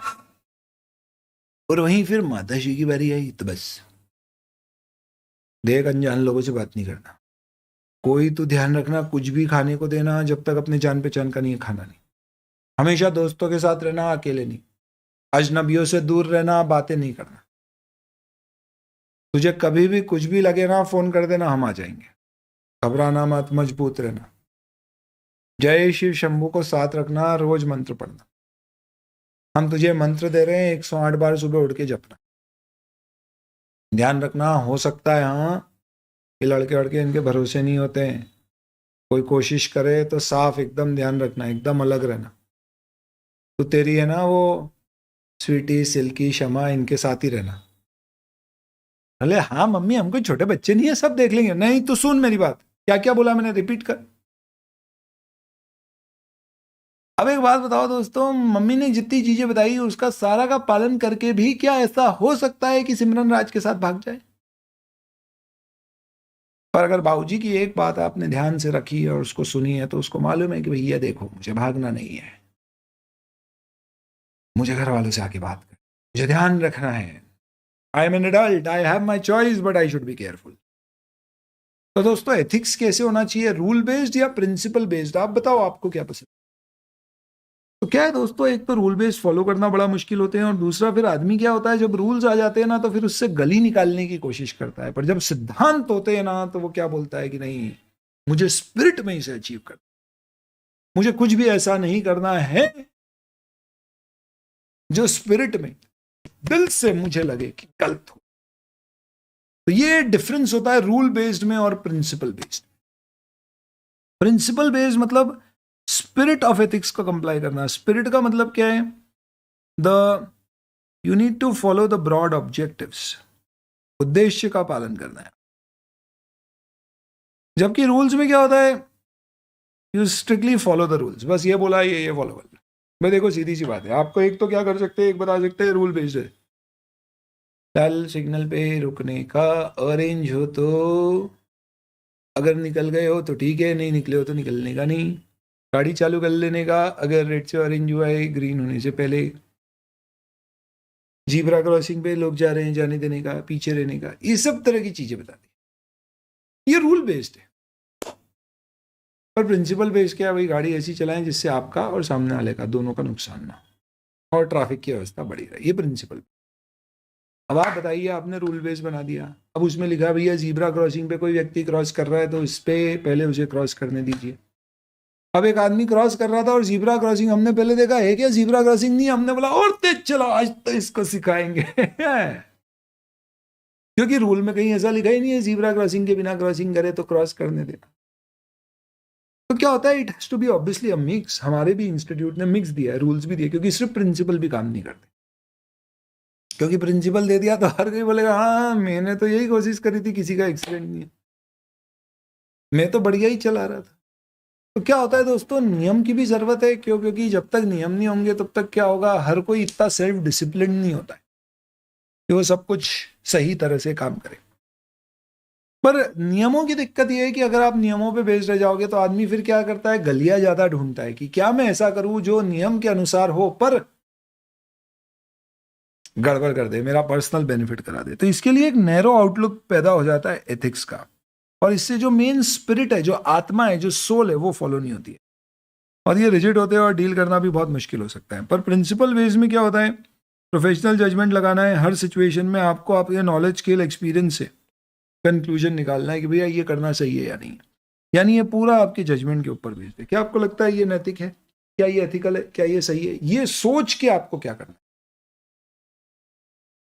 इसे सोच के आपको क्या करना है, आपको डिसाइड करना। तो इसके लिए देख के ही लग रहा है कि नेसेसरी है कि spirit of the code follow की जानी चाहिए। तो हमारा कोड रूल बेस्ड है या प्रिंसिपल बेस्ड है? दोस्तों हमारा कोड एक्चुअल में प्रिंसिपल बेस्ड है, पर रूल्स भी देता है, और वो बोलता है कि आपको रूल भी फॉलो करना है और सिद्धांत भी फॉलो करना है। ये आप सीए फाइनल में पढ़ेंगे। तो आईसीएआई ने जो कोड दिया है that is rule plus principle based, rules भी है और प्रिंसिपल, और आपको दोनों को फॉलो करना है क्योंकि जरूरी दोनों होते हैं। पर आपको एग्जाम में क्या लिखना है, तो आपको ये बोलना है भैया प्रिंसिपल बेस्ड अप्रोच बेहतर है, रूल बेस्ड अप्रोच बेहतर नहीं, ऐसा। चलो दोस्तों बढ़िया हो गया, ये कोई दिक्कत नहीं है, शानदार। तो अपन ने क्या किया, पहले 5 फंडामेंटल प्रिंसिपल पढ़ लिए, बहुत बढ़िया। उसके बाद अपन ने क्या किया, एथिक्स क्या होते हैं ये समझ लिए, बहुत अच्छे। फिर हमने क्या देख लिया कि भैया एथिक्स प्रिंसिपल और रूल बेस्ड होते हैं, उसमें क्या बेहतर होते हैं, क्या फॉलो करना चाहिए, और साथ ही साथ में क्यों एथिक्स की जरूरत है आखिरकार। काफी थ्योरी की बातें हो गई अपनी, कोई दिक्कत नहीं है, अब है तो पढ़ेंगे भैया, जो कोर्स में वो पढ़ेंगे। थैंक यू यश भाई।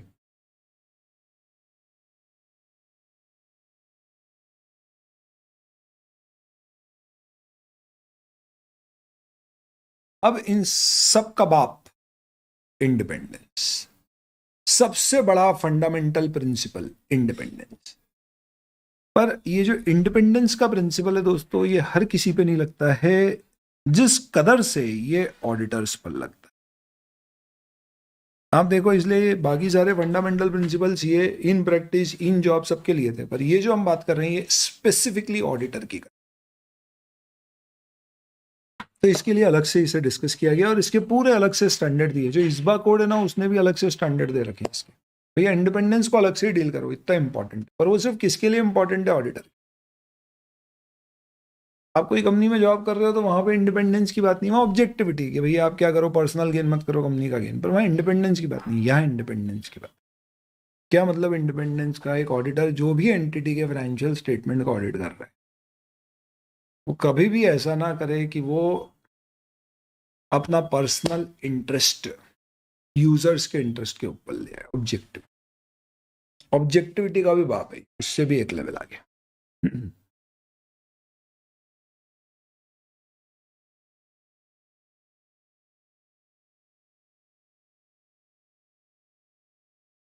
Independence basically means it is a state of mind.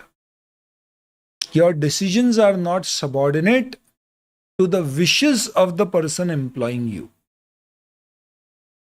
बात करी थी. The decisions, the judgment of a person is not subordinate to the wishes or direction of another person who might have engaged him or to his own self-interest. Best example इसको समझने के लिए है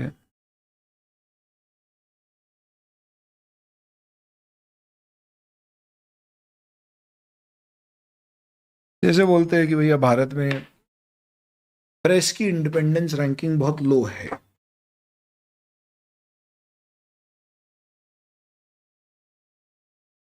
हमारे press का सबसे बड़ा revenue stream या टॉप 3 रेवेन्यू स्ट्रीम्स अगर देखें, एडवर्टाइजमेंट रेवेन्यू जो वो पैसा कमाते हैं, या यूँ कह लो कि सबसे बड़ा क्लाइंट कस्टमर कौन है न्यूज़पेपर का, टीवी चैनल्स का, तो टॉप 3 में भारत सरकार है. या गवर्नमेंट आती है जहां जहां पे बीजेपी के रूल्स चल रहे हैं. अब मुझे एक बात बताओ, 2 मिनट के लिए ऐसा समझो आप कि तुम्हारे न्यूज़पेपर में साल भर में, टाइम्स ऑफ इंडिया में साल भर में पेप्सी 100 करोड़ की एडवर्टाइजमेंट देता है. और लेट्स से फॉर एग्जाम्पल कहीं पर ऐसा पाया गया कि पेप्सी की किसी पर्टिकुलर एक बॉटल में वायरस थे. ये चीज सोशल मीडिया में काफी चली. तुम्हें लगता है तुम्हारे न्यूज़पेपर में तुम फर्स्ट पेज पे दोगे? न्यूज़पेपर वाले क्या करते हैं, जैसे ही ये न्यूज़ मिलती है पेप्सी को फ़ोन लगाएंगे, उनका जो कॉर्पोरेट कम्युनिकेशन डिपार्टमेंट होगा उनको फ़ोन लगाएंगे और बोलेंगे अरे यार ये क्या कर दिया आपने. कॉर्पोरेट कम्युनिकेशन डिपार्टमेंट वाला व्यक्ति भी बहुत समझदार है, उसके पास ऑलरेडी ऐसे फ़ोन आ चुके हैं, उसको मालूम है ये पहले भी हो चुका है, क्या करना है. तो बोलेगा, बोले कुछ नहीं, किसी की जान वान नहीं गई है, कुछ भी ऐसा नहीं. और अभी तो प्रूफ भी नहीं हुआ है कि ये हमारे प्रोडक्ट है. शायद हो सकता है किसी ने पेप्सी खोल के वायरस डाल के पैक कर दी हो. समय बताएगा. पर आप इतने विचलित क्यों हो रहे हैं? इनफैक्ट हम आपको फोन ही लगाने वाले थे, वो दूसरे न्यूज़पेपर वाले बहुत बोल रहे हैं हमें कि भाई आप अपनी पूरी एडवर्टाइजमेंट हमारे साथ, आपके साथ ही करते हैं. वो बोल रहे थे भाई आधा बजट तो उधर शिफ्ट करिए. समझ नहीं आ रहा है क्या करें. इधर न्यूज़पेपर वाला वो भी ब्लैकमेलिंग पूरी करेगा. बोले पर ऐसे समय में बजट शिफ्ट करना ठीक नहीं होगा. क्यों? क्योंकि सोशल मीडिया में तो तवा गरम है. और हम तो आपके शुभ चिंतक है, इसलिए हम आप पे फोन पे बात कर रहे हैं, नहीं तो सीधे पेपर ही आपसे बात कर. बाकी अब आप बताइए कल फ्रंट पेज पर क्या चाहिए. आप बताइए दोस्तों, क्या अगले दिन फ्रंट पेज पर पेप्सी आया? हाँ, पेप्सी का फुल पेज ऐड आया जिसमें मस्त लिखा हुआ था Pepsi it gives me wings. Sir वो तो रेडबुल देता है. मतलब क्या है दोस्तों, आप समझ रहे हो? इंडिपेंडेंस प्रभावित है. न्यूज़पेपर में न्यूज़ छपी पर कहां पे? वो अंदर 90 नंबर के पेज पे, वो भी छोटी सी बिना फोटो के. इसे बोलते हैं इंडिपेंडेंस. इसे बोलते हैं इंडिपेंडेंस. वापस से म्यूट हो रहे हैं क्या? रुको मैं सही करता हूं यार.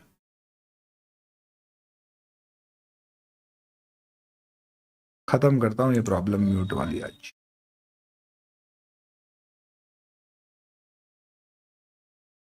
पर इस न्यूज़ तुम्हारी ये प्रॉब्लम खत्म हो जाएगी अब म्यूट वाली. पर अब थोड़ी सी इधर उधर की आवाजें और ऐड होगी. पर अब तुम बताना सही चल रहा है या नहीं चल रहा है. चीयर्स.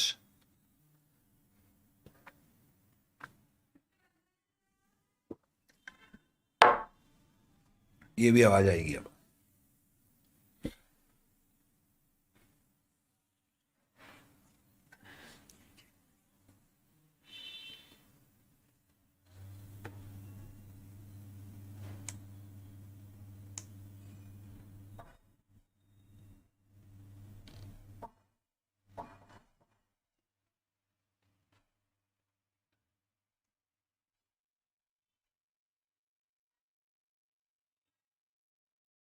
देखते हैं अब बताना वापस से एक बार। हम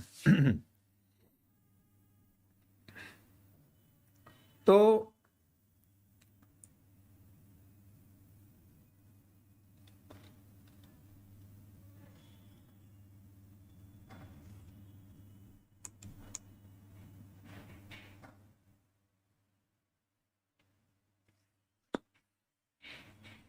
मैं क्या कह रहा था दोस्तों कि प्रेस वाले क्या करेंगे, इनकी इंडिपेंडेंस ही नहीं है भैया। स्वतंत्र प्रेस की क्या जवाबदारी होती है कि वो जो सही न्यूज़ है जो जनता के हित में है वो छापे। आपको मालूम है बीबीसी एक लंबे समय तक एडवर्टाइजमेंट ही नहीं लेता था। बीबीसी बोलता था कि अगर हम ऐड लेंगे तो जिन लोगों से हम पैसे ले रहे हैं कल दिन उनके अगेंस्ट में न्यूज़ आएगी तो छाप नहीं पाएंगे, क्यों? क्योंकि उनसे ही हम कमा रहे।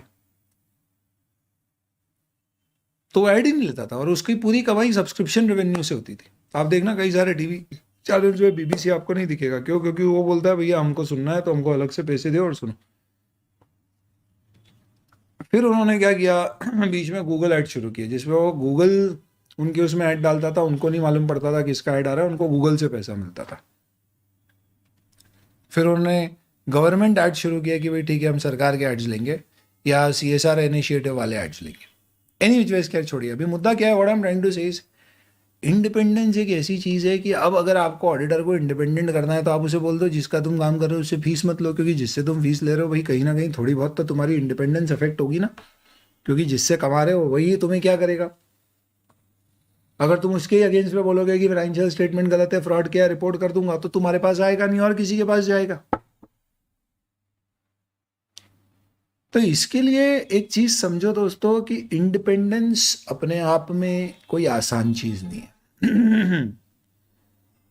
और आप कितने भी नियम बना दो आप कभी भी फुल प्रूफ नहीं कर सकते। आप ये नियम तो नहीं बना सकते कि भैया ऑडिटर क्लाइंट से फीस नहीं लेगा, तो कौन देगी? सरकार देगी। सरकार देती नहीं तो लोग सीए ही नहीं करेंगे, ऑडिट ही नहीं करेंगे। ये बात तो है भैया, जिसका ऑडिट होएगा उससे ही पैसे लेने। तो इंस्टीट्यूट ने बोला है कि इंडिपेंडेंस का हम आपको मतलब समझाएंगे। हम ये भी बताएंगे कि इंडिपेंडेंस एक पर्सनल कैरेक्टरिस्टिक्स है, हर व्यक्ति की अपनी होती है, अपने हिसाब से वो डिसाइड करता है। हम नियम देंगे, रूल्स देंगे, पर हम कितने भी रूल दे दे कोई भी रूल अपने आप में फुल प्रूफ नहीं होगा। इसलिए आप प्रिंसिपल बेस्ड इंडिपेंडेंस फॉलो करें, सब्सटेंस में, सोल में, आत्मा से इंडिपेंडेंट रहे। आप ये मत बोलना कि हमने ये 3 नियम बना दिए कि भैया अगर आपको ऑडिट करना है तो कंपनी के शेयर मत खरीदना, उसमें एम्प्लॉय डायरेक्टर मत बनना, लोन मत लेना देना। तो आपने बोला चलो ये 3 चीज नहीं करेंगे, इसके अलावा कुछ भी करेंगे तो चलेगा। तो बोला कंपनी के एम्प्लॉय नहीं बन सकते तो कंसल्टेंट बन जाएंगे। लोन लेने देने के लिए मना किया तो माल सस्ते में खरीद लेंगे। क्यों? क्योंकि आप कितने रूल बनाओगे? आप ये 2 रूल और बनाओगे, मैं और चौथा तरीका निकाल लूंगा। मैं कंपनी को लूंगा यार चलो मेरे भी आप पे गारंटी दे दो, बैंक से लोन लेना है, तुम्हारा ऑडिट सस्ते में बढ़िया कर दूंगा, कोई गलती नहीं निकालू। तुम मत दो लोन, किसी और से दिलवा देते, तुम बस गारंटी दे दो। तो आप कितने तरीके निकालोगे? तो इसके लिए क्या बोला है कि भैया हम जो रूल्स बनाते हैं वो सुपरफिशियल है। सुपरफिशियल यानी नाम मात्र के हैं, उनका पालन करना है, लेकिन सिर्फ उसका पालन करने से इंडिपेंडेंस नहीं आएगी। आपको हाईएस्ट लेवल ऑफ इंडिपेंडेंस करना है फॉलो।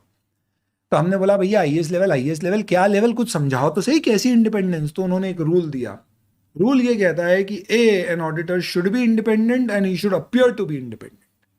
यानी सबसे पहली बात, आप इंडिपेंडेंट हो यानी आपके पास कंपनी के शेयर नहीं है, एम्प्लॉय नहीं हो, डायरेक्टर नहीं हो, आपका यार दोस्त वहाँ पे कुछ ऐसा काम नहीं कर रहा है, आपकी फीस डिपेंडेंट नहीं है कंपनी के प्रॉफिट पे, सेल्स पे, और साथ ही साथ पे लोगों को भी लगना चाहिए आप इंडिपेंडेंट। यानी आपको लग रहा है कि आपके दूर के भाई की कंपनी है जिसको देख के आप ऑडिट करोगे तो आपको नहीं लगता है कि वो आपको इन्फ्लुएंस करेगा, या आपके ब्रदर की कंपनी है पर वो ब्रदर आपको इन्फ्लुएंस नहीं करता है, वो प्रोफेशनल आदमी है एकदम, पर जनता को तो यही लगेगा कि अरे भाई भाई की कंपनियां ये सब आपस में मिली भगत है, तो आप मत करो ऑडिट एक्सेप्टेंस। अब भाई ये स्टैंडर्ड ऑफ इंडिपेंडेंस फॉलो करो दोस्तों। क्यों? क्योंकि जब तक आप इंडिपेंडेंट नहीं रहोगे ना कोई आपकी बात नहीं मानने वाला। पहले मालूम है एक समय तक कोई भी इंग्लिश मूवी देखने से पहले मैं IMDb पे जाता था। IMDb सुना है आपने दोस्तों? पूरा ऑडिट खेल ही दुनिया एग्जाम्पल का, और आपको जितने एग्जाम्पल सही लग रहे हैं ना, नोट करते जाओ। IMDb क्या करता है, मूवीज की रेटिंग देता है। जैसे ट्रिप एडवाइजर आपने सुना होगा, ये ट्रिप एडवाइजर क्या करता है, अरे यार एक तो आजकल कहीं भी अंदर जाओ पूछते इतना है चलिए, तो ये सबकी रेटिंग देता है। तो यहाँ से भैया अपन क्या करते थे, रेटिंग देख लेते और फिर उसके बाद फ्री टाइम में पिक्चर देख लेते थे।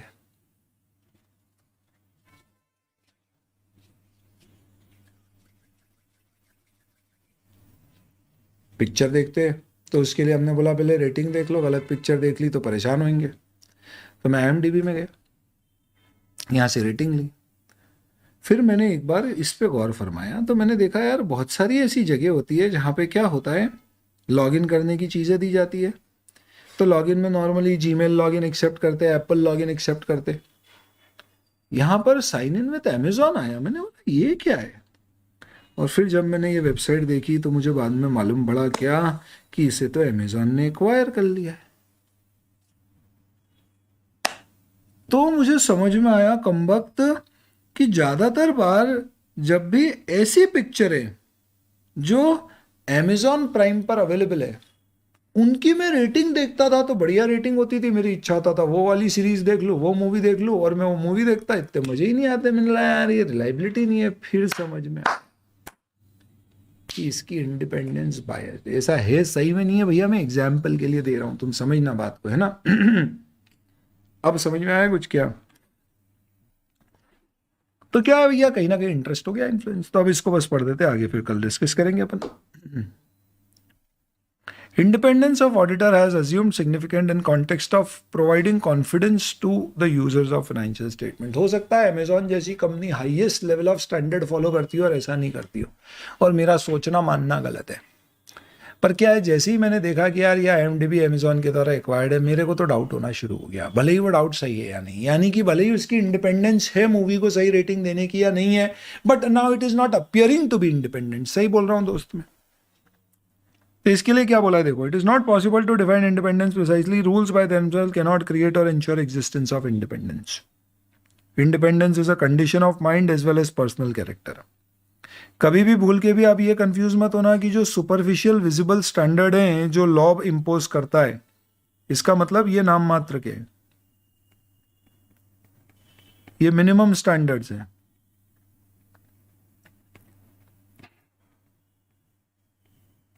सिर्फ इनसे कुछ नहीं होगा।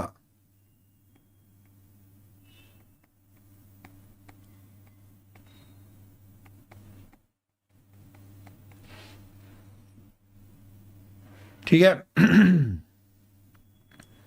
तो ये लीगल स्टैंडर्ड रिलैक्स स्ट्रेंथन किए जा सकते हैं, पर ध्यान रखना इंडिपेंडेंस जैसी चाहिए वैसी की वैसी होना चाहिए। ये लॉ चेंज होते रहते हैं पर आपको इंडिपेंडेंस हमेशा मेंटेन करना। तो इसलिए बोला गया independence of auditor is to exist in fact. ऐसा नहीं है not only exist in fact but also appear to so exist, यानी कि होना भी चाहिए और दिखना भी चाहिए।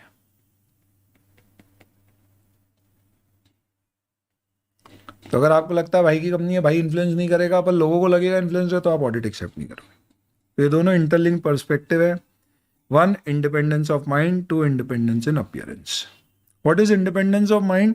आप अपना ओपिनियन बिना कोई इन्फ्लुएंस के अपने प्रोफेशनल जजमेंट के अनुसार, इंटीग्रिटी, ऑब्जेक्टिविटी, प्रोफेशनल स्केप्टिज्म, ये क्या होता है कल डिस्कस करेंगे, के अनुसार। और अपीयरेंस का मतलब क्या है? कोई भी रीजनेबल इन्फॉर्म थर्ड पार्टी को अगर देख के ऐसा लगे कि यार आप इंडिपेंडेंट नहीं हो तो आप अवॉइड करो। तो any reasonable inform third party having knowledge of facts would reasonably conclude that your professional skepticism, integrity, objectivity is compromised. Then in that case you should better not accept those audit. अब दूर रहो उससे। कि अपन ने आज independence पढ़ा है, इसमें दो चीज और पढ़ना है। क्या चीज है जो आपकी इंडिपेंडेंस पे थ्रेट है, खतरा, और कैसे अगर कोई खतरा है तो इससे बचना चाहिए, क्योंकि दोस्तों कहीं ना कहीं कोई ना कोई ऑडिट में कहीं ना कहीं खतरा आएगा। इतनी गजब का एग्जाम्पल दे रहा हूँ आपको, जैसे आप क्लाइंट से फीस ले रहे हो तो आपकी इंडिपेंडेंस पे खतरा तो है, क्योंकि जिससे कमा रहे हो उसके अगेंस्ट में बोलोगे तो दिक्कत होगी। तो मालूम है इसके क्या सुझाव दिए, सेफगार्ड क्या है? सेफगार्ड ICAI ने दिया है कि आप एक काम करो, आप किसी भी एक क्लाइंट के ऊपर डिपेंडेंट मत रहो। इनफैक्ट ऐसा एक रिकमेंडेटरी नियम है, मैंडेटरी नहीं है, कि आप कोशिश करो कि आपकी किसी भी सिंगल क्लाइंट से आपकी टोटल फीस का 20% 40% से ज़्यादा आपकी इनकम नहीं है। तो अगर आप बहुत सारे क्लाइंट से कमा रहे हो तो आपको डर नहीं आएगा कि यार ये वाला क्लाइंट चले गया तो मेरी CFM का क्या होगा, मेरे प्रॉफिट का क्या होगा। आपकी इंडिपेंडेंस बढ़ जाएगी। तो देखो कितना भी कर लो, कहीं ना कहीं इंडिपेंडेंस पे थ्रेट आती है। उसके लिए सेफगार्ड बिल्ड करने के तरीके होते हैं, वो अपने को यहाँ डिस्कस करना है। फिर ये जो प्रोफेशनल स्केप्टिज्म वर्ड है ये पढ़ेंगे, तब जाके इस चैप्टर का इंट्रोडक्टरी मैटर खत्म होगा। फिर 3 ऐसे हैं इसमें पढ़ने के, ऐसे 210, ऐसे 220 और SQC1, ऐसे चलेगा ये चैप्टर। एक बार आराम से इसको मस्त रिवाइज करिएगा, कल आगे कंटिन्यू करेंगे। Thank you very much, that's it for the day, bye.